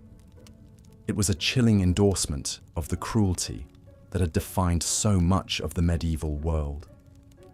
As we look back on the Middle Ages from the distance of centuries, it can be easy to romanticize the era, to imagine a world of chivalrous knights and pious crusaders, of soaring cathedrals and holy relics. But the truth is far more complex and far more disturbing. For every act of nobility or devotion, there were countless others of brutality and savagery. The cruelest figures of the Middle Ages, men like Vlad the Impaler, King John, Timur, and Cesare Borgia, stand as dark reminders of the evil that can lurk in the human heart. Their deeds shock and horrify us, even at a distance of centuries, but they were hardly anomalies in their own time. The medieval world was one steeped in violence, where life was often nasty, brutish, and short. Yet even in this grim tapestry, there were glimmers of light. For every cruel tyrant, there were those who resisted their depredations, brave souls who fought for justice, however imperfectly. And in the soaring art and architecture of the age, in the piety of the faithful and the courage of the downtrodden, we can glimpse the better angels of our nature struggling to assert themselves. In the end, perhaps the true lesson of the Middle Ages is that cruelty is not an aberration. It is a constant temptation, one that must be guarded against in every age. The worst excesses of the era may seem remote to us now, lost in the mists of time.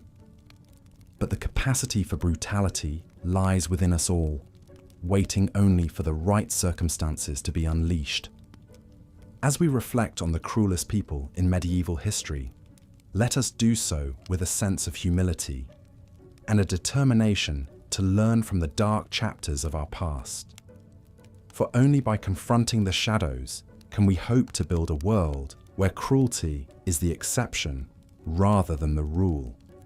As we've seen, the Middle Ages were a time of contrasts, soaring cathedrals and chivalric ideals on one hand, shocking brutality and cruelty on the other.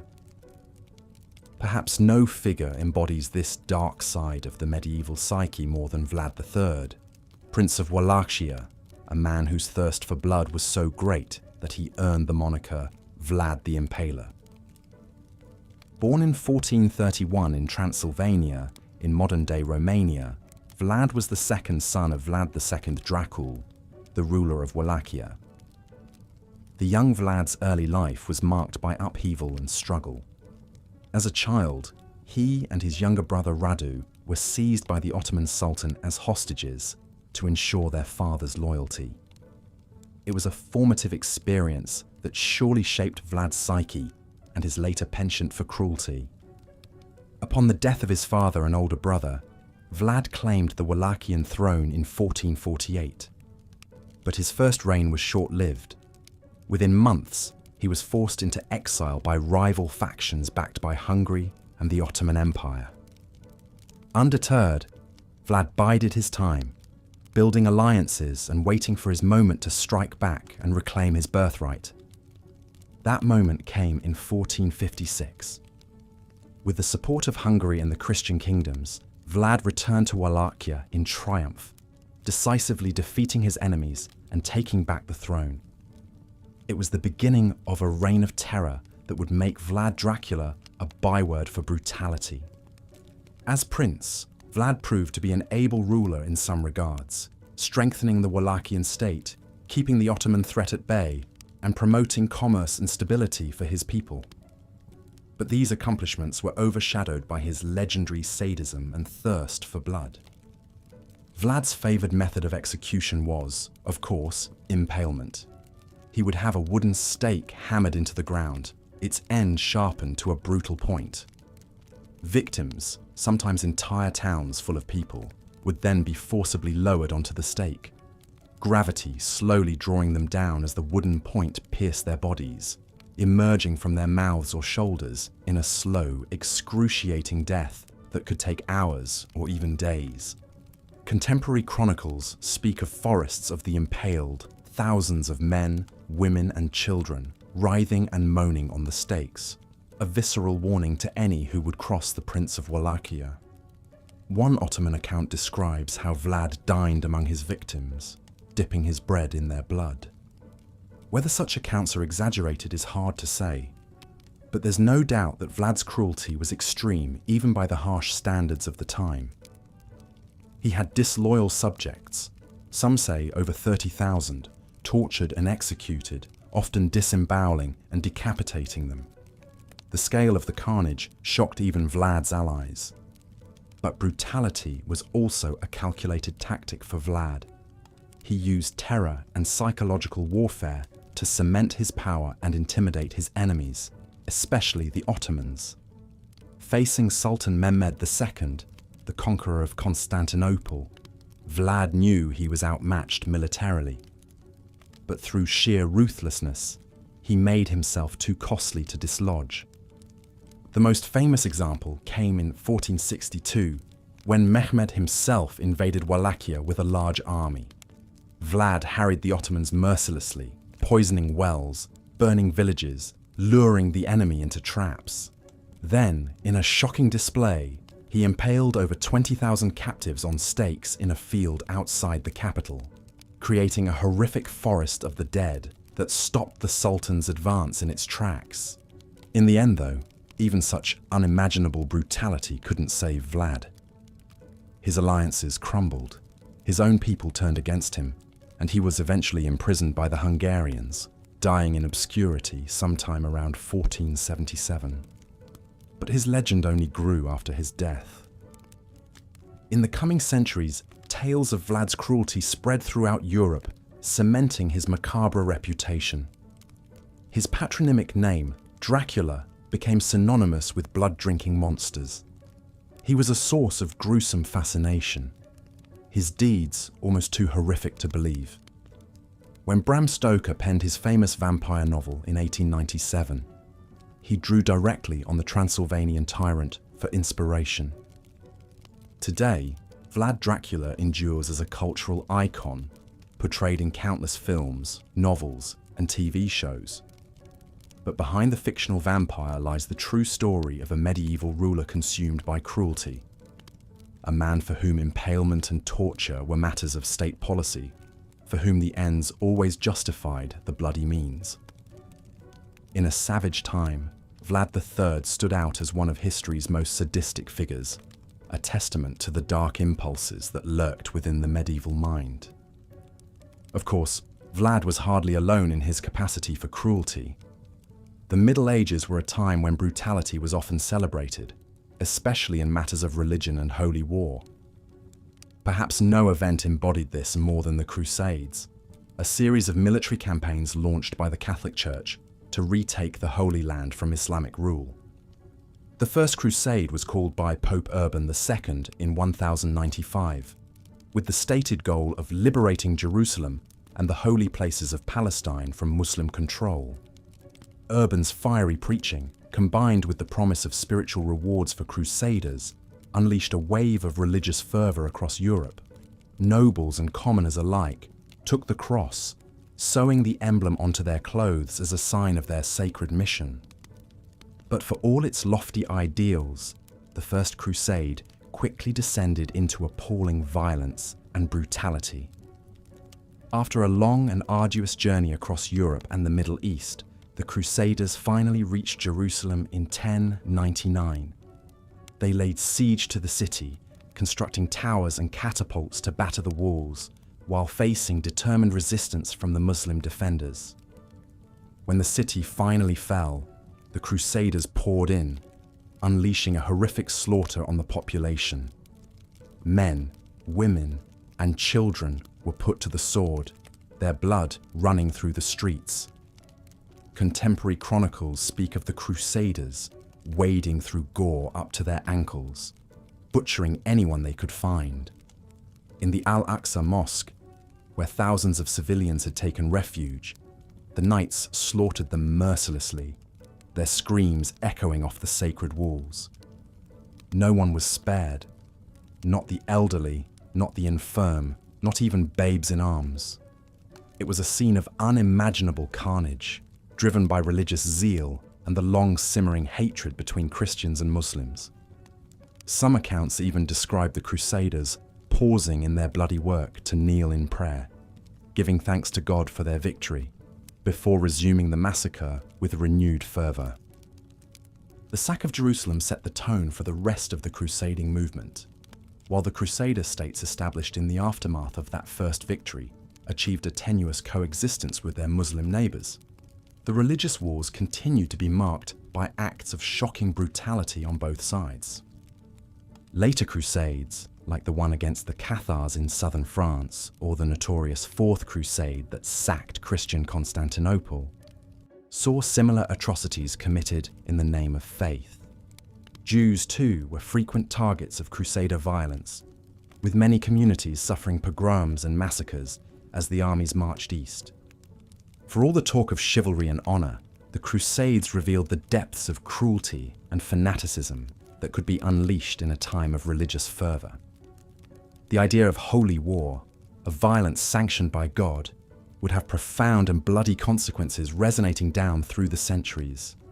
And while the Crusader ideal inspired great acts of heroism and self-sacrifice, it also gave rise to some of the most brutal chapters in medieval history.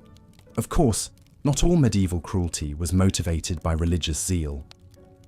Sometimes, it was the simple exercise of power by ruthless individuals, the casual brutality of those who wielded absolute authority over their subjects. The story of King John of England is a prime example. John was the youngest son of King Henry II, a powerful and dynamic ruler who had built a vast empire stretching from Scotland to the Pyrenees. But while Henry was a skilled politician and military leader, his sons were a fractious and treacherous lot, constantly plotting against their father and each other. John, in particular, had a reputation for pettiness and spite. He was known as Lackland for his habit of betraying his allies and losing the territories entrusted to him. When he finally came to the throne in 1199, after the death of his brother Richard the Lionheart, he quickly proved himself to be a disastrous ruler. John's reign was marked by a series of political and military blunders that cost him the loyalty of his barons and the respect of his subjects. He lost the Duchy of Normandy to the French king, a humiliating defeat that shocked the English aristocracy. He feuded with the church, earning a papal excommunication and an interdict that closed the country's churches. He imposed crippling taxes and arbitrary fines, using the money to fund his own lavish lifestyle and disastrous foreign wars. But it was John's cruelty and capriciousness that truly set him apart. He was known for his violent temper and his habit of lashing out at anyone who crossed him. He once had a papal envoy seized and imprisoned, starving the man until he agreed to pay a huge ransom. He forced a Jewish merchant to have a tooth pulled each day until he handed over a sum of money. He had one of his own barons thrown into a dungeon and starved to death.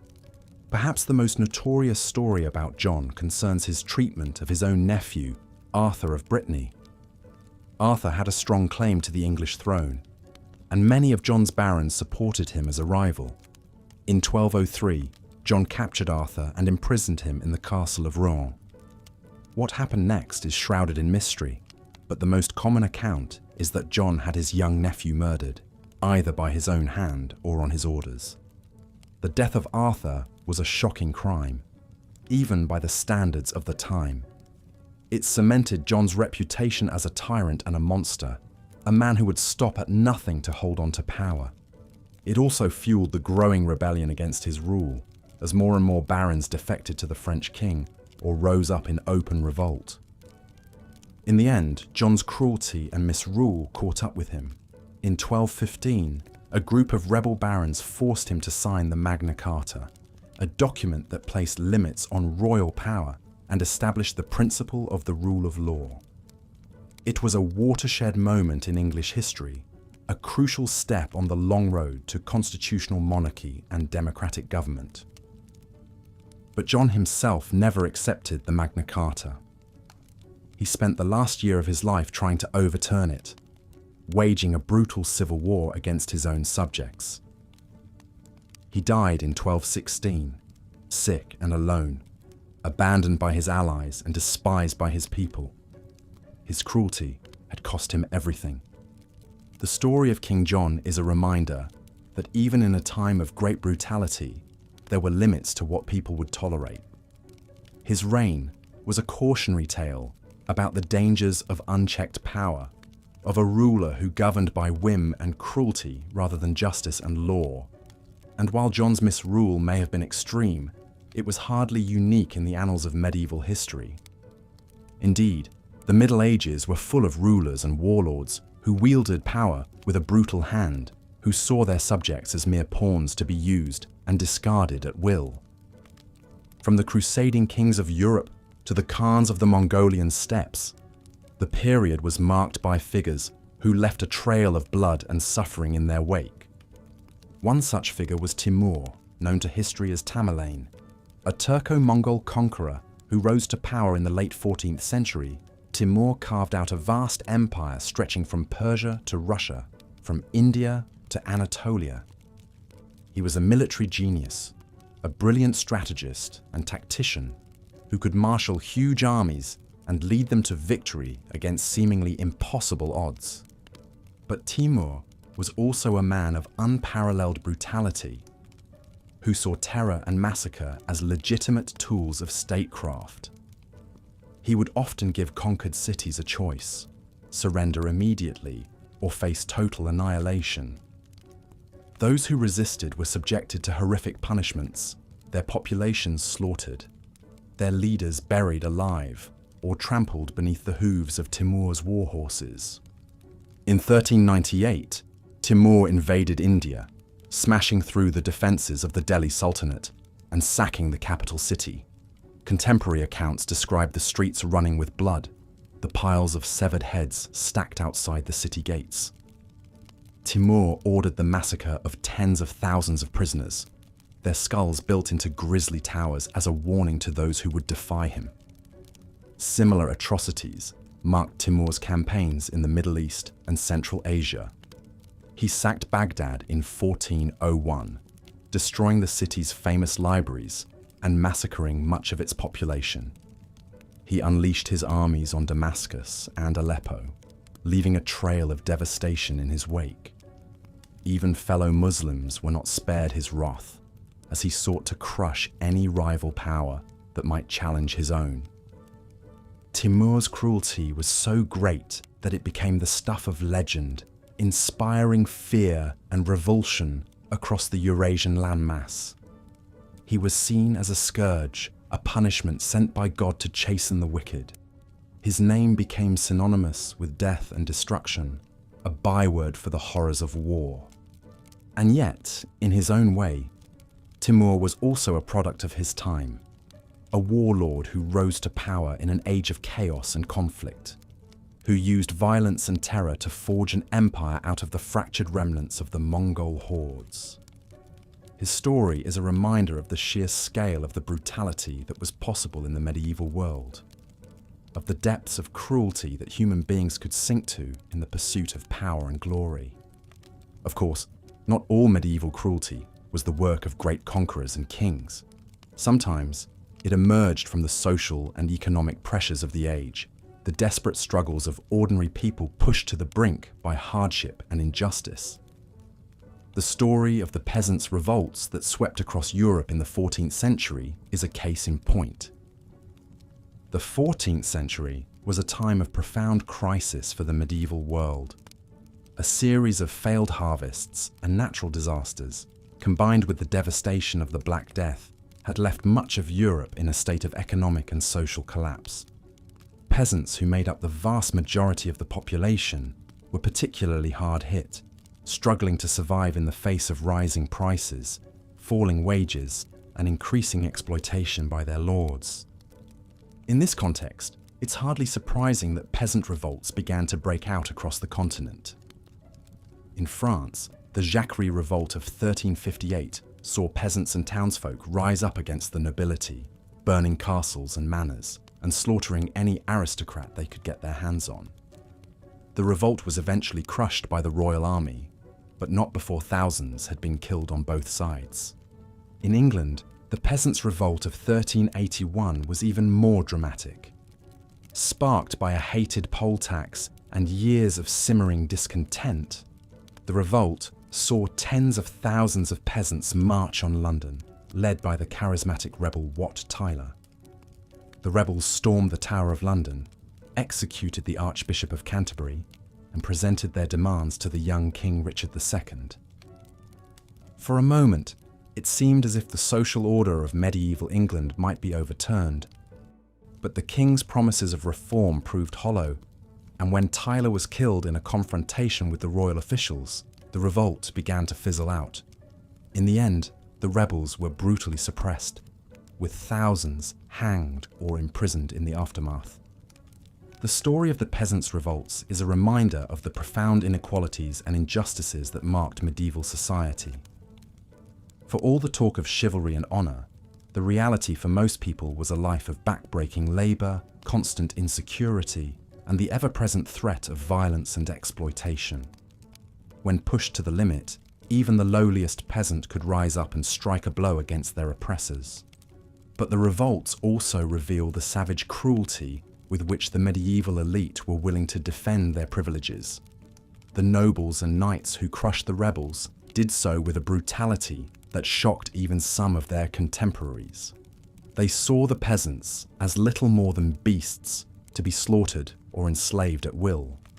The idea that the common people might have rights or grievances of their own was utterly alien to them. In the end, the peasants' revolts were a symptom of a social order that was fundamentally unstable and unjust.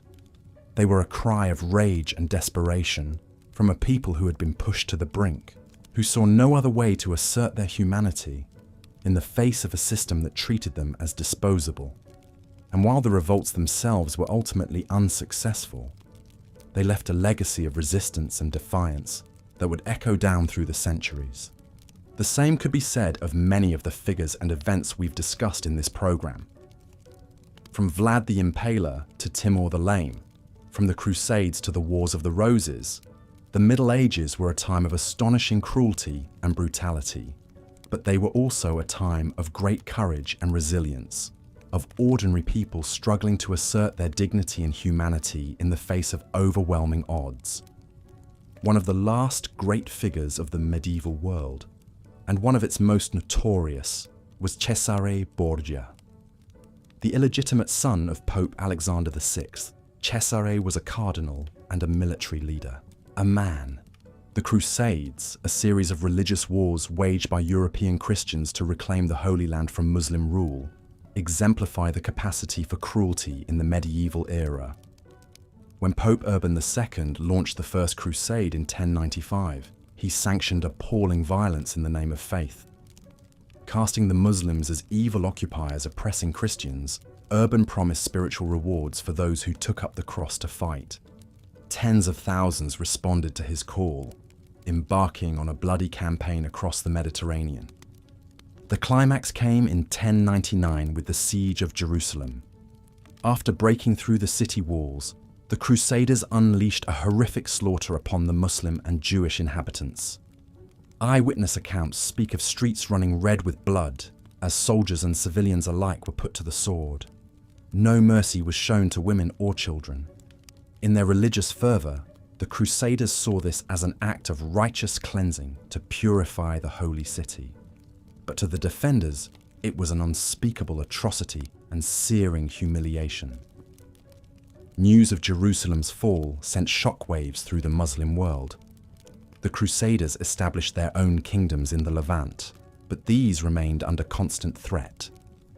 Subsequent crusades aimed to shore up these precarious territories, but met with dwindling success. The religious passions unleashed proved impossible to control.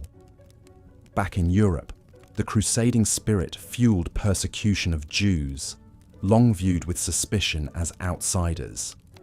Mobs attacked Jewish communities, giving them the stark choice of conversion or death.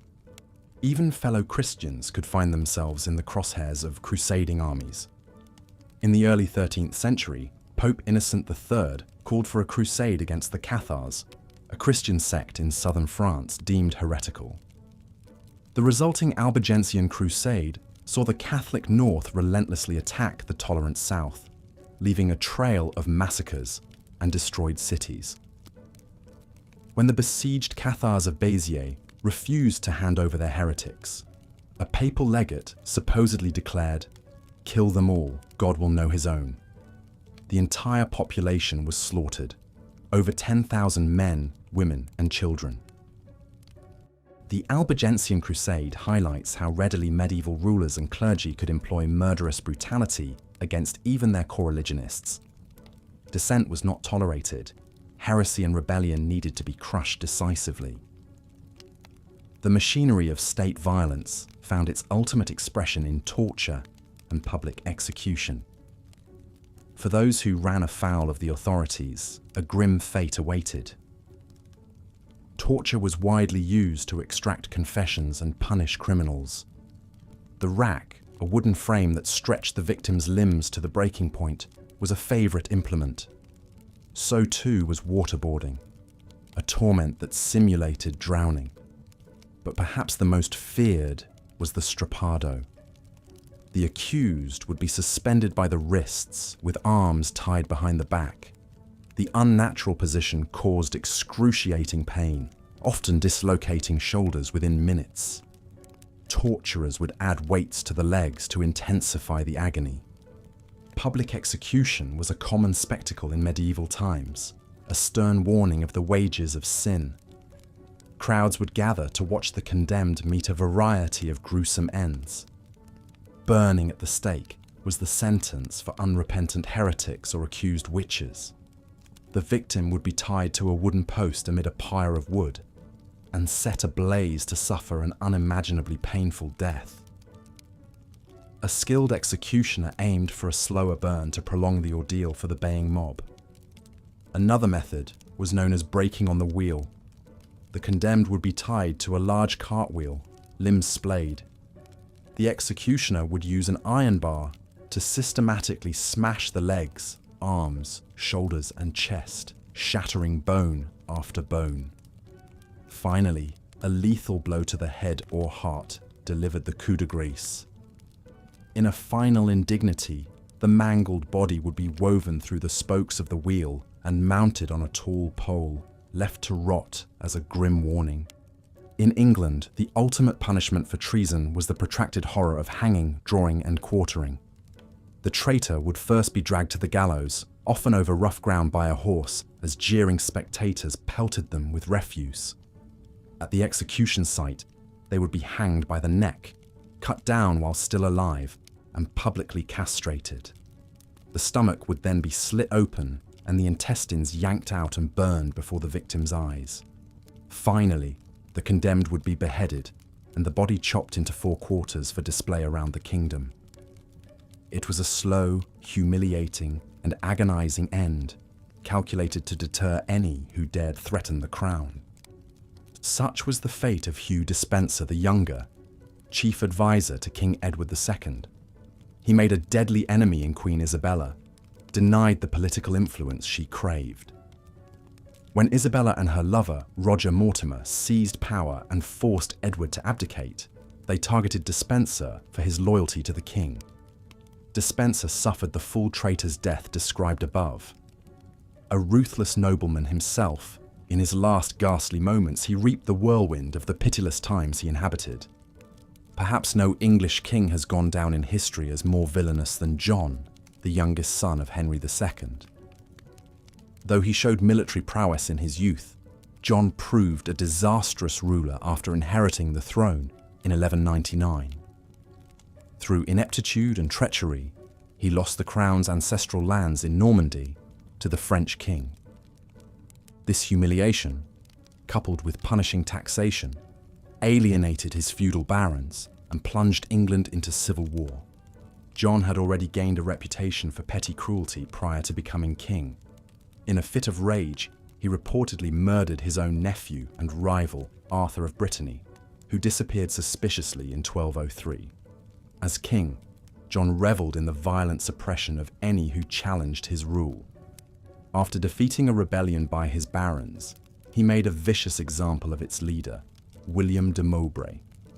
John had him dragged behind a horse to Coventry, where he was hanged from a gibbet until nearly dead, then disemboweled and beheaded. John's misrule ultimately led to his barons forcing him to sign the Magna Carta in 1215, placing limits on royal power. But the king had no intention of abiding by this Charter of Rights. He lashed out with a campaign of destruction across the country, burning barns and seizing crops to starve out his enemies. The barons responded by inviting Prince Louis of France to take the English throne, sparking a fresh civil war. John's reputation as a tyrant was sealed by his death from dysentery. Amid this chaos in 1216, an ignominious end to a cruel and calamitous reign. The 14th century saw some of the worst calamities to ever befall the common folk of Europe. The century opened with the Great Famine of 1315 to 1317, the result of a catastrophic perfect storm of colder temperatures, incessant rain that ruined harvests, and rampant crop disease. With reserves exhausted and no relief in sight, desperate peasants resorted to eating dogs, horses, and even human flesh. Millions succumbed to the prolonged effects of malnutrition. A generation later, the Black Death scythed through the population already weakened by food scarcity. The terrifying disease could kill within days, leaving towns and villages desolated. The sheer scale of mortality collapsed the medieval social order. Some lords tried to force the decimated peasantry to keep working as normal, showing little compassion for their plight. Fields went untended, bringing the threat of renewed famine. In this landscape of deprivation and death, eruptions of peasant rage were perhaps inevitable. The Jacquerie Revolt blazed through northern France in 1358, a response to the devastation wrought by the Hundred Years' War. Peasant mobs targeted noble estates, burning and pillaging, but reprisals were swift and merciless. The peasants were crushed by the heavily armed nobility and their leaders executed in droves. England faced its own reckoning in 1381 with the Peasants' Revolt. An unpopular poll tax, levied 3 times in 4 years, proved the final spark. But long-simmering resentments over restrictive labour laws and the yoke of serfdom supplied the fuel. Rebels led by Wat Tyler marched on London, storming the Tower and executing the Archbishop of Canterbury and Royal Treasurer. Confronting the 14-year-old King Richard II, Tyler outlined the rebels' demands, which included an end to serfdom. Richard appeared to agree, but in a heated exchange, the Lord Mayor of London attacked Tyler, who was stabbed by the King's men. The murder of Tyler decapitated the rebel cause. Richard mobilized a force of over 7,000 soldiers to restore order in the capital. A crackdown in the counties followed, as the king discarded his conciliatory posture. Some 1,500 rebels were executed in a wave of vengeful retribution. Though short-lived, the revolt left an indelible mark. It demonstrated that even the lowliest in society could rise up and shake the foundations of power, however briefly. But it also showed the ruthlessness with which the ruling class would protect its privilege. The Turco-Mongol warlord Timur, known to history as Tamerlane, blazed a trail of unimaginable destruction across Central Asia in the late 14th century. A descendant of Genghis Khan, Timur rose from obscurity to build a vast empire stretching from Turkey to India. His conquests came at a horrific human cost, as he laid waste to entire cities that resisted his armies. In 1401, Timur sacked Baghdad, the renowned center of Islamic learning.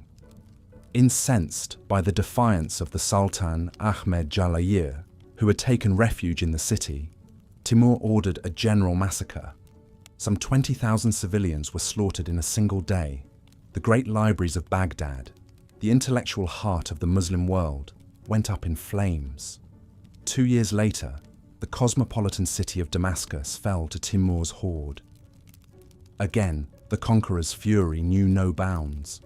Artisans were rounded up to be deported to Timur's capital of Samarkand, while the rest faced extermination. Timur's most terrifying atrocity occurred on the Delhi Sultanate campaign of 1398. The Sultan Nasiruddin Mahmud Shah Tughlaq chose to confront Timur's forces in open battle, a catastrophic error of judgment. The Indians were crushed, and a vengeful Timur unleashed hell on the city of Delhi. For 3 days, Timur's soldiers engaged in an orgy of rape, murder, and looting.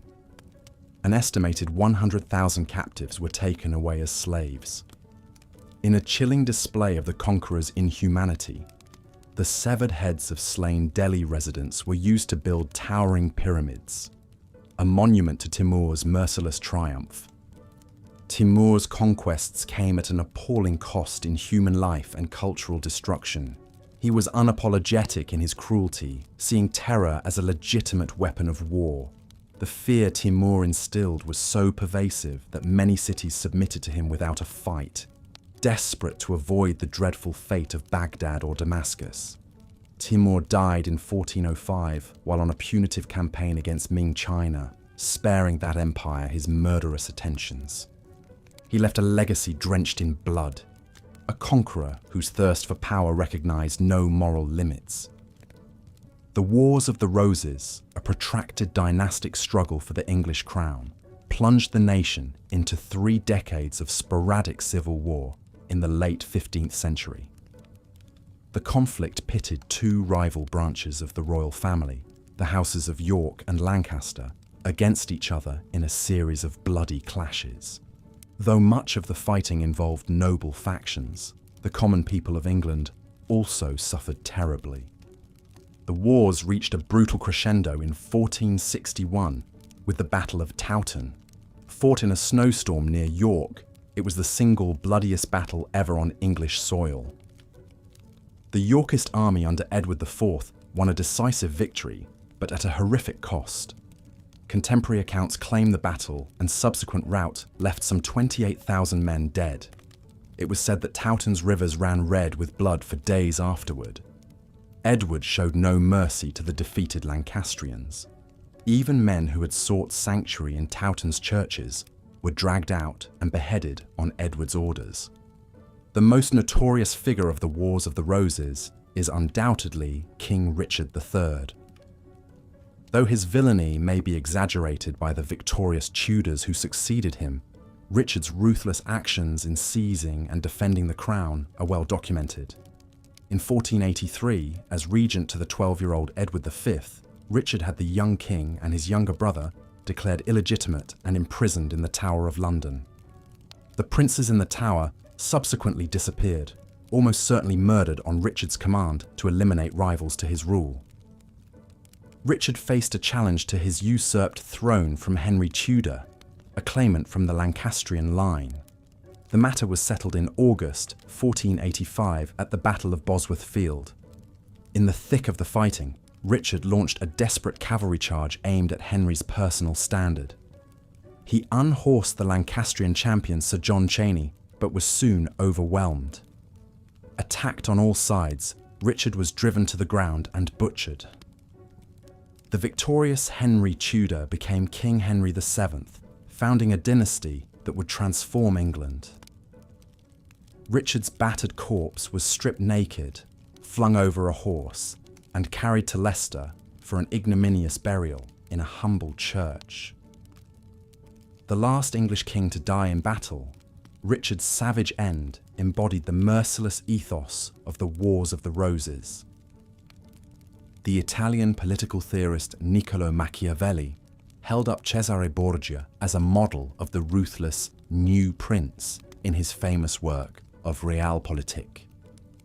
The illegitimate son of Pope Alexander VI, Cesare was a cardinal who abandoned the cloth to pursue naked ambition as a military commander.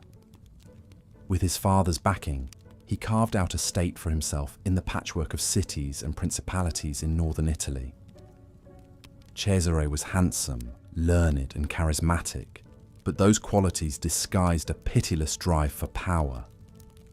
Cesare's defining act of callousness was the murder of his older brother Giovanni in 1497. Giovanni had been the original focus of their father's dynastic schemes, but his arrogance and military failings had begun to grate. When Giovanni turned up dead in suspicious circumstances, Cesare was the prime suspect. Some whispered that Cesare had thrown his brother's corpse into the Tiber. Fratricide was no impediment to Cesare's advance. Now the chief beneficiary of Borgia papal patronage, he redoubled his quest for glory. As Cesare rampaged through the Romagna in 1501 to 1502, no method was too vicious if it secured his goals. He lured the troublesome lords of Senegalia to a meeting under false pretenses, where he had them strangled. When the city of Capua resisted Cesare's French allies, he joined the punitive sacking that saw the defenders massacred and the population terrorized into submission. Machiavelli, then a Florentine diplomat, witnessed Cesare's brutal effectiveness firsthand. He later wrote admiringly that Cesare embodied the lion and the fox, combining raw aggression with sly cunning. Cesare's cruelty was ultimately for naught. His gains depended on his father's influence as pope. When Alexander VI suddenly died in 1503, Cesare's enemies stripped him of all his conquests. Exiled and desperate, Cesare died fighting as a mercenary for the King of Navarre in 1507, aged just 31. The princely epitome of Renaissance individualism had flared across the political firmament, only to be snuffed out when the winds of fortune shifted. Machiavelli's clear-eyed appraisal of Cesare's methods would long outlast him, a primer for tyrants on the utility of terror. The Middle Ages were an era of soaring cathedrals and chivalric ideals, but also of remorseless cruelty visited on the vulnerable. From the fanatical zealotry of the Crusades to the dynastic bloodletting of the Wars of the Roses, powerful figures unleashed misery and destruction on a grand scale. Vlad the Impaler and Cesare Borgia earned enduring infamy as avatars of the age's ruthless spirit, while nameless multitudes suffered and perished in Timur's conquests or the Black Death's horrors. The turmoil of the times could turn even peasants into agents of violent retribution, however doomed their rebellions. We should be wary of seeing the medieval world in simplistic terms of good and evil. Many of the cruelest acts were perpetrated by those who earnestly believed they were doing right, from warrior popes to crusading kings. In a world of fragile life expectancy and the omnipresent threat of war, rulers often felt they had no choice but to use harsh measures to secure their power. The line between hero and villain could be vanishingly thin, as the contested legacy of Richard III attests. Yet even accounting for the standards of the time, the individuals we have examined cross the threshold into exceptional brutality. They were the great raptors of their age, dealing out death and destruction to further their ambitions. Whether aristocratic warlord or anointed monarch, they shared a lust for domination that recognized no transcendent value in human life. As the sun set on another day in medieval Europe, the flickering candlelight illuminated the faces of nobles gathered for a lavish feast. Minstrels played softly in the background, their melodies drifting through the grand hall. But beneath the veneer of courtly manners and chivalric ideals, a darker undercurrent ran through this society. For the Middle Ages were not just a time of gallant knights and fair maidens. They also bore witness to some of the cruelest figures in human history. Among the most notorious of these was Vlad III, Prince of Wallachia, better known to history as Vlad the Impaler.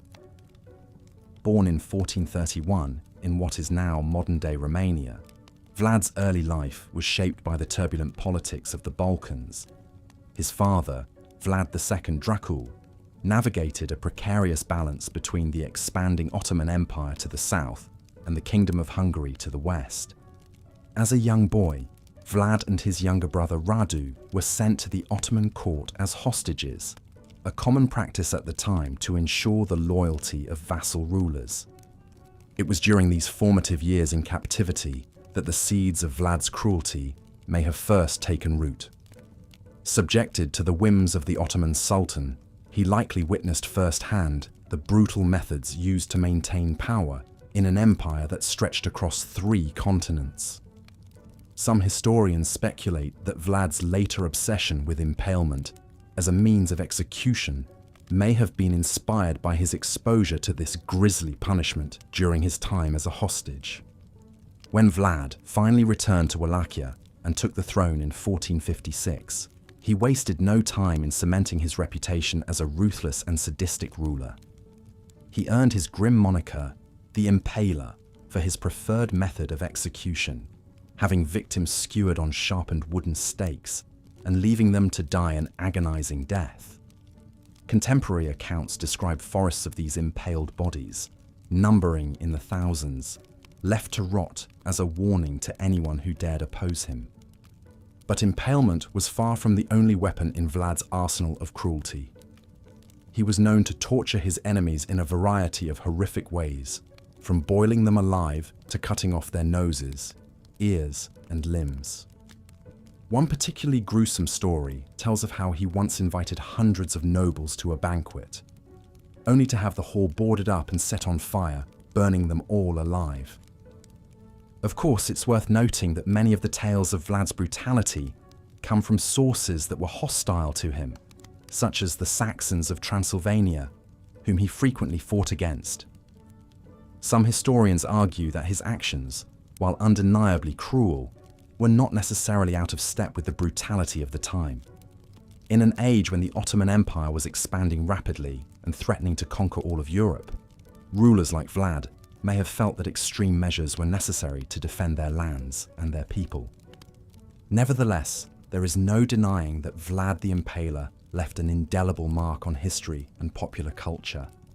His bloody deeds would go on to inspire the legend of Dracula, the vampire count created by Bram Stoker in his 1897 novel. But while Stoker's Dracula was a work of fiction, the real-life Vlad was all too terrifyingly real, a testament to the darkness that lurked within the human heart, even in an era celebrated for its chivalry and virtue. As the flames flickered and danced in the hearth, casting long shadows on the stone walls, the nobles continued their feast, blissfully unaware of the horrors that had unfolded in centuries past. For them, Vlad the Impaler was a distant figure, a bogeyman used to frighten unruly children. But for those who had lived under his reign of terror, the scars ran deep, a reminder that even in a time of supposed honor and valor, cruelty could wear many faces. Vlad, however, was far from the only figure to leave a trail of blood and suffering in his wake during the Middle Ages. The Crusades, a series of religious wars waged by European Christians against Muslims in the Holy Land, saw atrocities committed on a staggering scale. It all began in 1095, when Pope Urban II gave a rousing speech at the Council of Clermont, urging the faithful to take up arms and reclaim Jerusalem from the infidels. The response was overwhelming. Thousands of knights, soldiers, and even ordinary peasants flocked to the call, sewing crosses onto their clothes as a sign of their holy mission. But what began as a pious quest quickly descended into a frenzy of violence and bloodshed. As the Crusaders marched east, they left a trail of destruction in their wake, slaughtering Jewish communities in the Rhineland and sacking the great city of Constantinople, the heart of Eastern Christendom. When they finally reached Jerusalem in 1099, the Crusaders unleashed a horrific massacre on the city's inhabitants. Muslim and Jewish men, women, and children were put to the sword, their bodies piled high in the streets. Contemporary accounts describe the conquerors wading through blood up to their ankles, the air thick with the stench of death. It was a scene of unimaginable brutality, all carried out in the name of God and with the blessing of the Church. The Crusades would drag on for nearly 2 centuries, as European armies repeatedly tried and failed to maintain their grip on the Holy Land. Each new campaign brought fresh atrocities, from the sack of Acre in 1104 to the fall of Jerusalem, to Saladin in 1187. The violence was not limited to the battlefield either. Back in Europe, the Crusades fueled a rising tide of anti-Semitism, with Jewish communities facing persecution, forced conversion, and even mass murder at the hands of crusading mobs. One of the darkest chapters in this history was the Albigensian Crusade, launched by Pope Innocent III in 1209 against the Cathar heretics of southern France. The Cathars were a Christian sect that rejected the authority of the Catholic Church and believed in a dualistic universe of good and evil. To the church hierarchy, they represented a dangerous threat to the established order, one that had to be stamped out at any cost. Over the next 20 years, the Crusaders waged a brutal campaign of terror against the Cathars and their supporters. Whole towns and villages were put to the torch, their inhabitants slaughtered without mercy. At the notorious massacre of Béziers in 1209, the papal legate Arnaud Amalric allegedly declared, "Kill them all, God will know his own." A chilling sentiment that would come to define the savagery of the crusade. By the time the last Cathar stronghold fell in 1229, the once vibrant culture of southern France lay in ruins. The Albigensian Crusade had not only decimated the Cathar heresy, but also paved the way for the expansion of royal power and the infamous Inquisition that would terrorize Europe for centuries to come. It was a grim reminder of the terrible price paid by those who dared to challenge the authority of the Church in the Middle Ages. As the embers burned low in the hearth and the minstrels' songs faded into the night, the nobles began to drift off to their chambers, their minds heavy with the weight of history. For all the grandeur and pageantry of their world, they knew that it was built on a foundation of blood and suffering, the legacy of the cruelest people in medieval history. And as they lay their heads down to sleep, they could only hope that the demons of the past would not come back to haunt them in their dreams.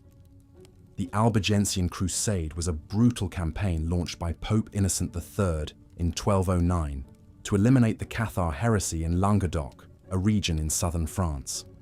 The Cathars were a Christian sect that rejected the authority of the Catholic Church, believing in a dualistic theology that saw the material world as evil and corrupt. They preached a life of simplicity and poverty, winning many converts among the local populace. To the Pope and the French monarchy, however, the Cathars represented a dangerous threat to the established order. Innocent III declared them heretics and called for a crusade to exterminate them, offering the same spiritual rewards granted to crusaders in the Holy Land.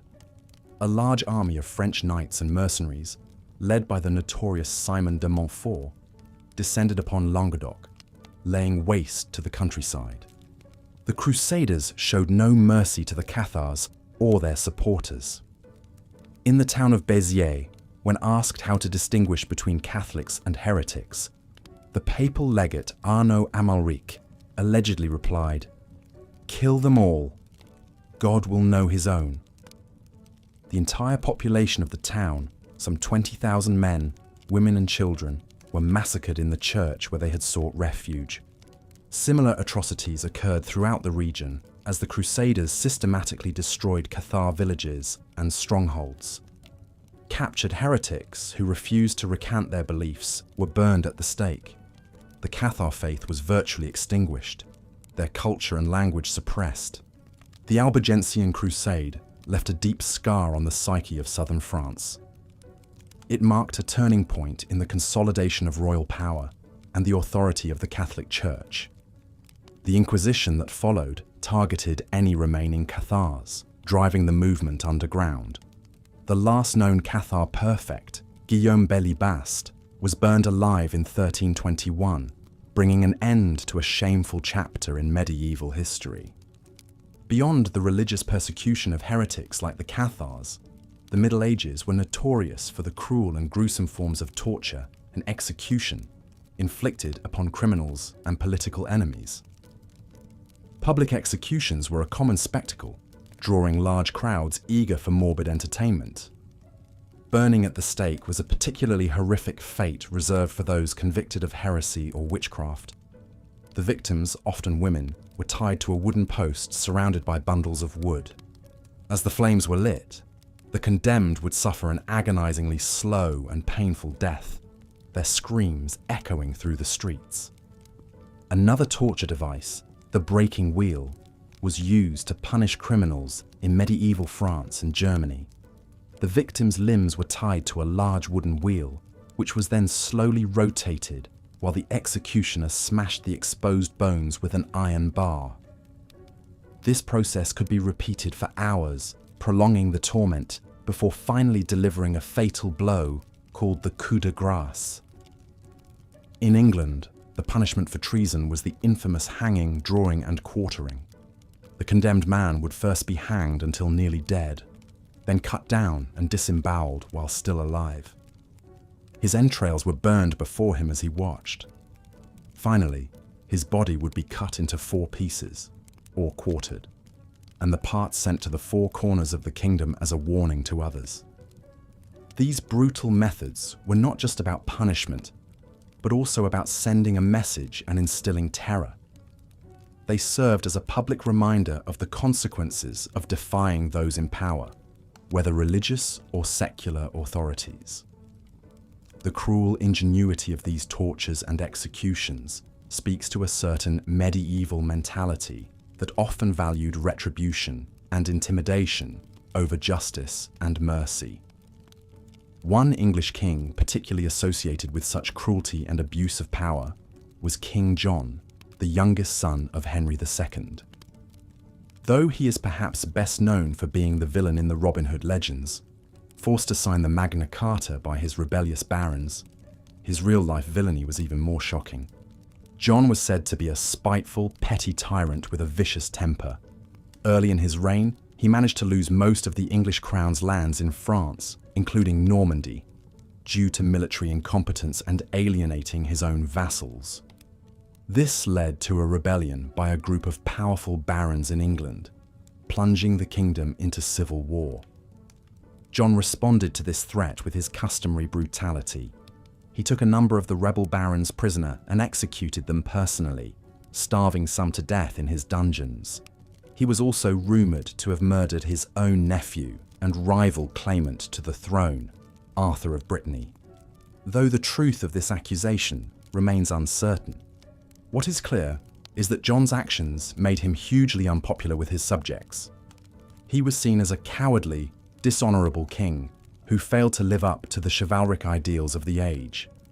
His humiliating defeat by the French and his cruel treatment of his own people led to a complete collapse in his support.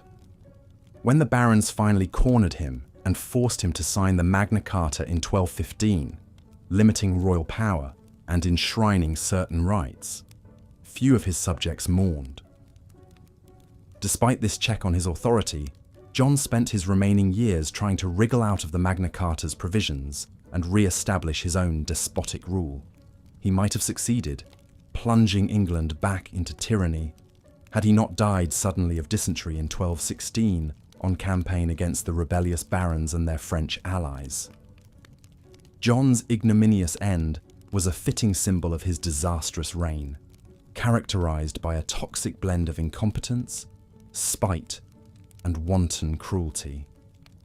Nowhere were the sufferings of the common people in the Middle Ages more acute than during the era of the great peasant revolts of the 14th century. A perfect storm of famine, plague, and war had left the lower classes more impoverished and oppressed than ever, while the nobility continued to live in luxury and excess. The first major eruption of peasant anger came in France in 1358, during the early stages of the 100 Years' War with England. With the French king, Jean II, captured by the English at the Battle of Poitiers, and the kingdom in chaos, a group of peasants and townsfolk rose up in the Jacquerie Revolt, named for their leader Jacques Bonhomme, or Simple Jack. The Jacquerie was marked by its ferocity and indiscriminate violence. The rebels, armed with little more than farming tools and makeshift weapons, attacked noble estates and castles, burning and pillaging as they went.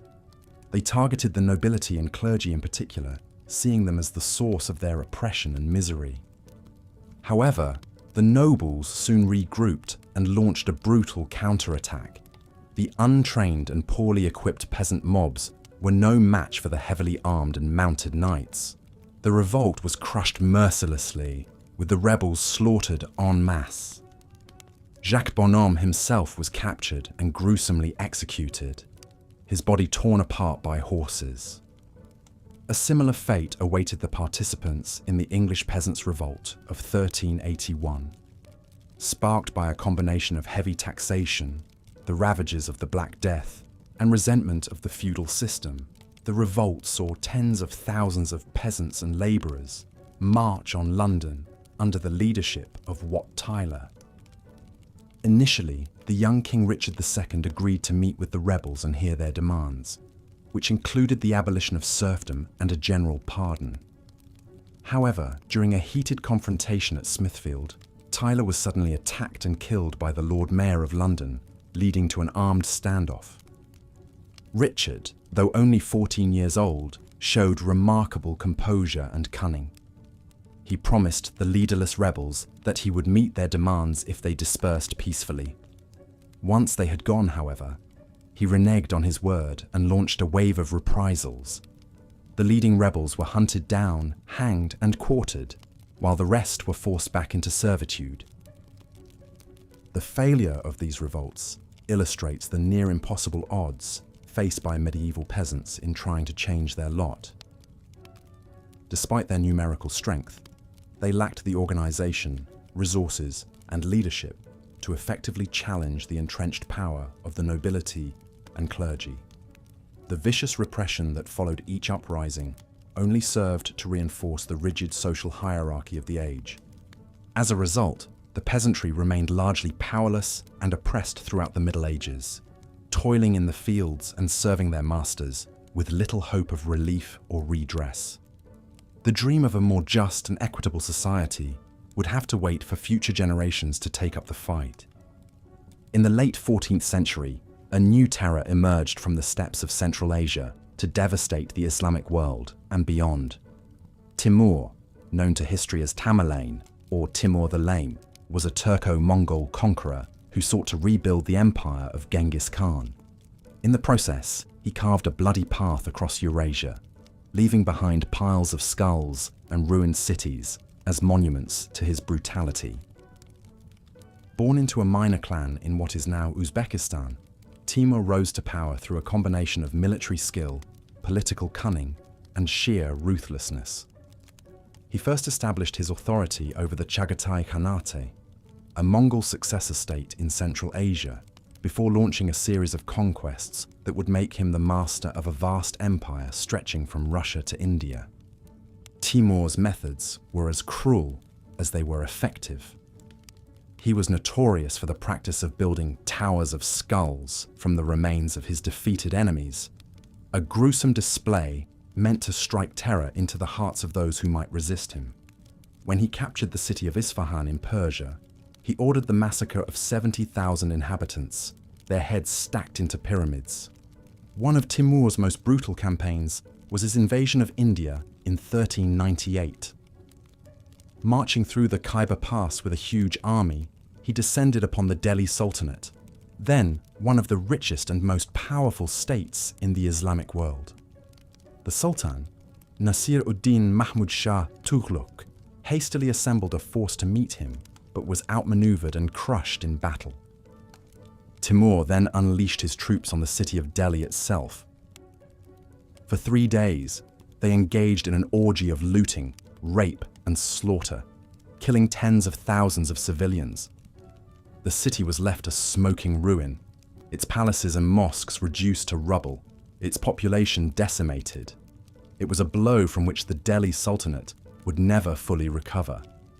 Timur's later campaigns saw him sack Baghdad, Damascus, and Aleppo, leaving a trail of destruction across the Middle East. He even defeated the Ottoman Sultan Bayezid I, who had been previously invincible, at the Battle of Ankara in 1402, capturing the Sultan himself. Bayezid would die in captivity a year later, humiliated and broken. Despite his ferocity, Timur also styled himself as a patron of the arts and sciences. He made his capital of Samarkand into a glittering center of culture and learning, attracting scholars, artists, and craftsmen from across the Islamic world. Beautiful mosques, madrasas, and gardens sprang up, adorned with intricate tilework and calligraphy. But this cultural flowering was built on a foundation of blood and terror. Timur's conquests were estimated to have caused the deaths of some 17 million people, or about 5% of the world's population at the time. He embodied the archetype of the cruel and despotic Oriental ruler, ruling through fear and violence rather than justice and mercy. When Timur died on campaign in 1405, his empire quickly fractured as his descendants fought over the spoils. But his legend lived on, inspiring both admiration and revulsion in equal measure. To some, he was a great warrior and empire builder, the last of the nomadic conquerors in the tradition of Genghis Khan.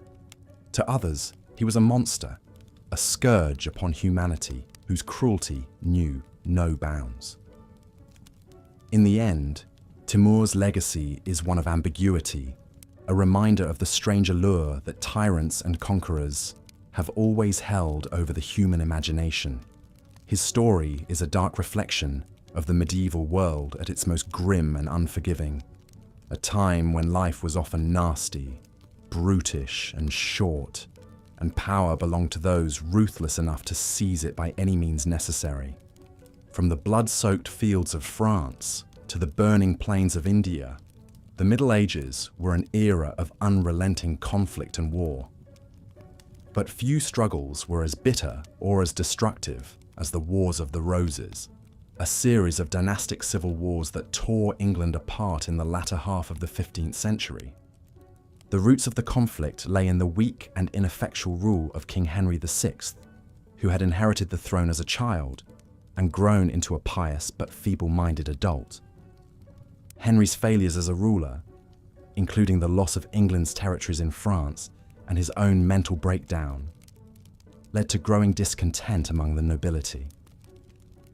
Two rival branches of the royal family, the houses of Lancaster and York, began to vie for control of the government.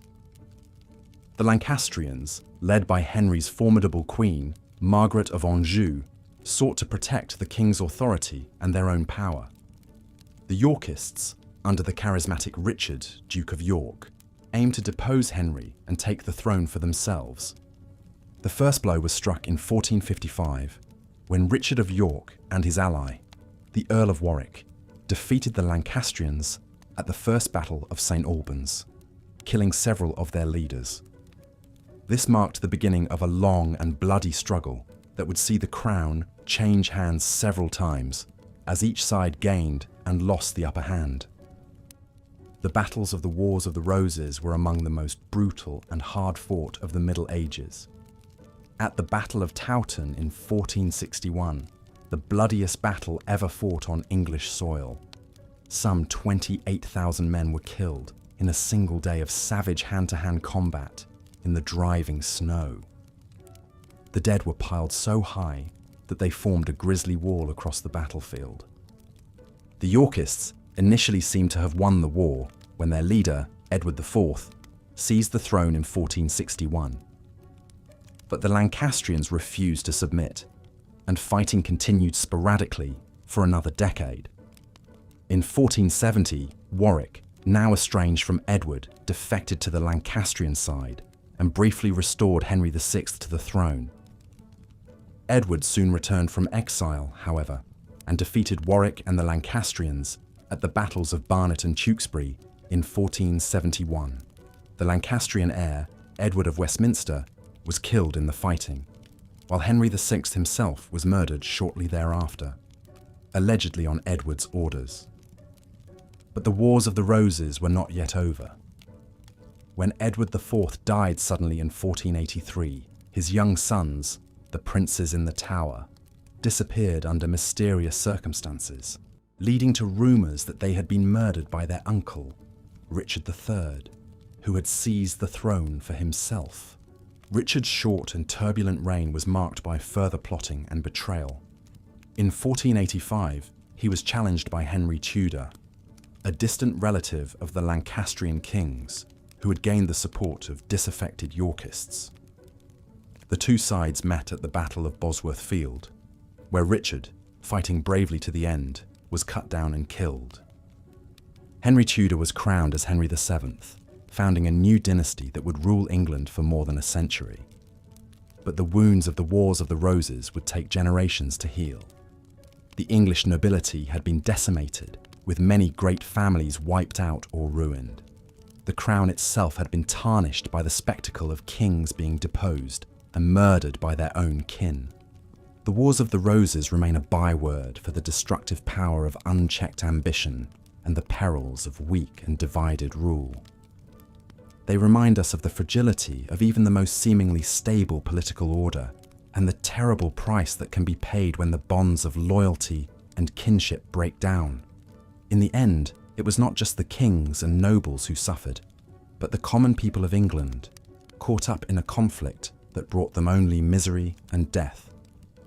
As the Middle Ages drew to a close, Italy was a land of contrasts, home to some of the most brilliant artists, scholars, and statesmen of the Renaissance, but also to some of the most notorious tyrants and schemers. Among the latter, few were as infamous or as feared as Cesare Borgia, the illegitimate son of Pope Alexander VI, and a cardinal turned warlord. Born into the scandalous and power-hungry Borgia family, Cesare was groomed for a career in the church from a young age. But his true talents lay in statecraft and war, not in the priesthood. With the help of his father, he secured a release from his ecclesiastical vows and embarked on a ruthless campaign to carve out a kingdom for himself in central Italy. As captain general of the papal armies, Cesare proved himself a skilled and ambitious military leader. He conquered the city of Imola and the fortress of Forlì, brutally executing their rulers and seizing their lands. He then turned his attention to the Romagna region, subduing its fractious lords and bringing them under his own iron rule. But Cesare's rise to power was marked by treachery and bloodshed. He was widely suspected of having his own brother Juan murdered in order to eliminate a rival for their father's favor. He also had several of his enemies strangled or poisoned, including his brother-in-law Alfonso of Aragon, whom he regarded as a threat to his own position. Cesare's methods were as cunning as they were cruel. He would often lure. As the 15th century dawned, a figure emerged in Italy who would come to embody the ruthless ambition and cunning of the age: Cesare Borgia. Born into power and privilege as the illegitimate son of Pope Alexander VI, Cesare was destined for a career in the church. Appointed a cardinal at the age of 18, he cut a dashing figure in his scarlet robes, his handsome face framed by flowing dark hair. But beneath the polished veneer lurked a soul consumed by a lust for power and glory. The young cardinal chafed at the constraints of his religious office, yearning to carve out a kingdom of his own in the patchwork of city-states and principalities that made up Renaissance Italy. An opportunity presented itself in 1498 when his younger brother Juan, the Pope's favorite and a rival for power, was murdered in Rome. Rumors swirled that Cesare himself was behind the assassination, having grown jealous of Juan's military commands and favor with their father. Now unencumbered by fraternal rivalry, Cesare set his sights on a new path to power and renounced his cardinalate. With the Pope's backing, he maneuvered to marry Charlotte d'Albret, sister of the King of Navarre, in order to secure a title and a base for his ambitions. The wedding was a sumptuous affair, the bride bedecked in jewels and the groom resplendent in gold brocade. But it was a mere stepping stone for Cesare, his eyes fixed on a greater prize: dominion over central Italy. As the new Duke of Valentinois, Cesare gathered an army and set out to conquer the Romagna, a region of independent city-states nominally under papal control. With a combination of duplicity, bribery, and outright force, he brought the cities of Imola, Forlì, and Faenza to heel. The brutality of his methods was shocking even by the standards of the day. In the town of Capua, he ordered the murder of Astore, the third Manfredi, the young lord who had surrendered to him, and had his body thrown in the Tiber. Machiavelli, then a diplomat from Florence, looked on with a mixture of horror and fascination. He would later enshrine Cesare as the archetypal new prince in his famous treatise, seeing in him a model of the immoral pragmatism required for successful statecraft. For all his undoubted abilities as a commander and politician, Machiavelli wrote, Cesare's ultimate failure was his reliance on the fickle goodwill of others, especially his father the Pope. Indeed, it was Alexander's sudden death in 1503 that proved Cesare's undoing. The new Pope, Julius II, was determined to curtail the Borgia power and demanded the return of Cesare's conquests.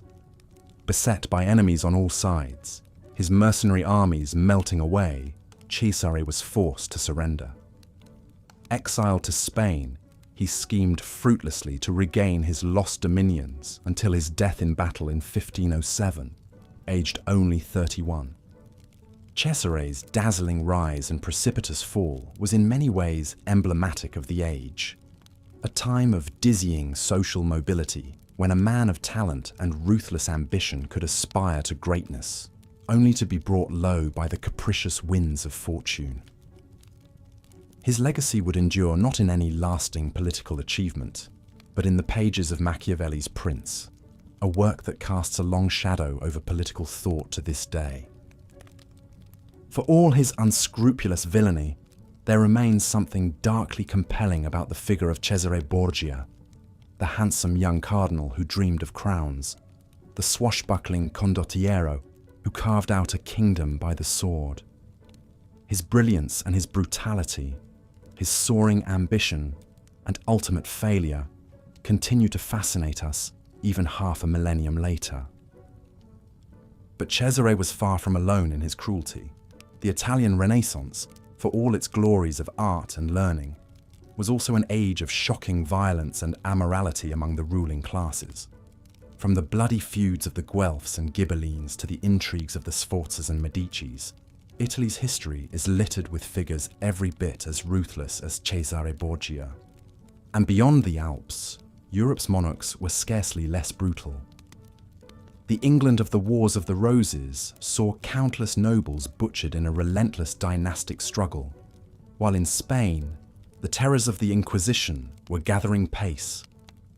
Even in Cesare's lifetime, the Ottoman Sultan Bayezid II was cementing his rule with fratricide, having his brother strangled to remove a potential rival claimant. The uncomfortable truth is that for most of human history, cruelty and violence have been the norm rather than the exception for those in power. The absolute monarchs and warrior aristocrats of old were often pitiless in their pursuit of their own interests, untroubled by the suffering they inflicted on those below them. It's a sobering realization as we cast our minds back to those distant times, trying to make sense of lives and worldviews so alien to our own. The past, as they say, is a foreign country, and as we wander through its strange and shadowed landscapes, we are forced to confront the darkest recesses of the human heart. The cruelty of men like Cesare Borgia stands as a bleak reminder of how far we have come and how far we still have to go. And yet, even in the depths of the Middle Ages, there were glimmers of light amidst the darkness, voices of conscience and compassion that spoke out against the tide of brutality.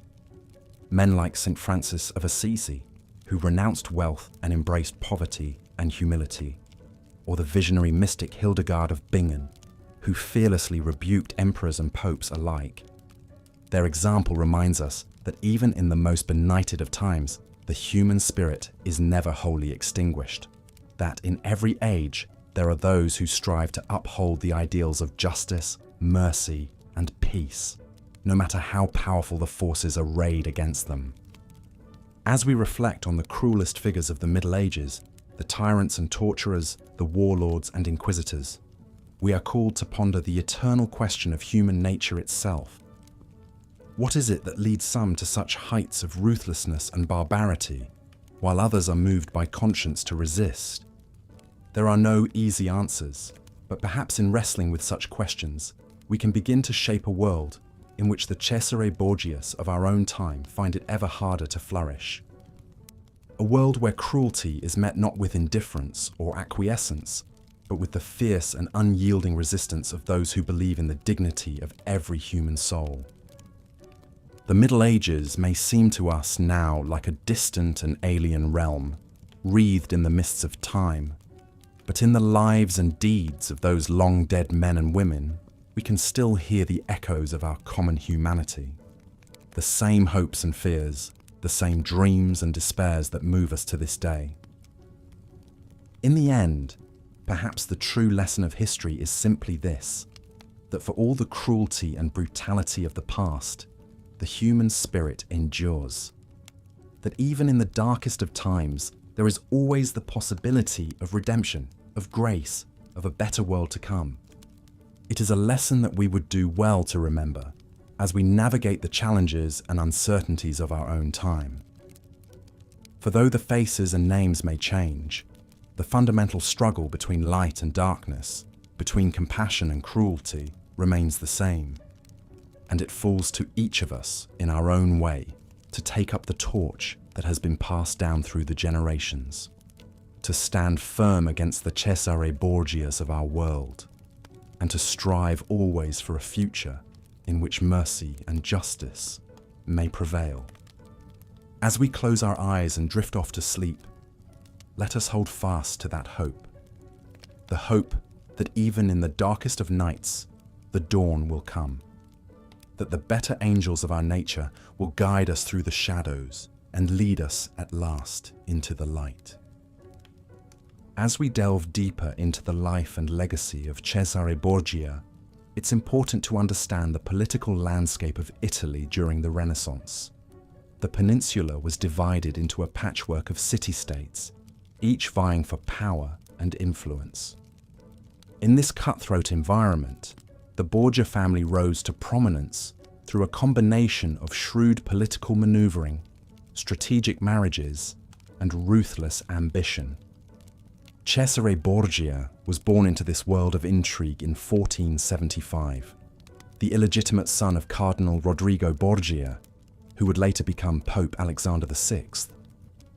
From a young age, Cesare was groomed for a life in the church, and by the age of 15, he was already a bishop. However, it soon became clear that Cesare's true talents lay not in the spiritual realm, but in the art of war and statecraft.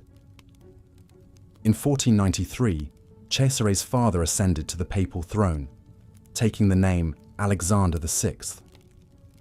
As Pope, Alexander used his position to further the interests of his family, and Cesare was one of the chief beneficiaries of his father's nepotism.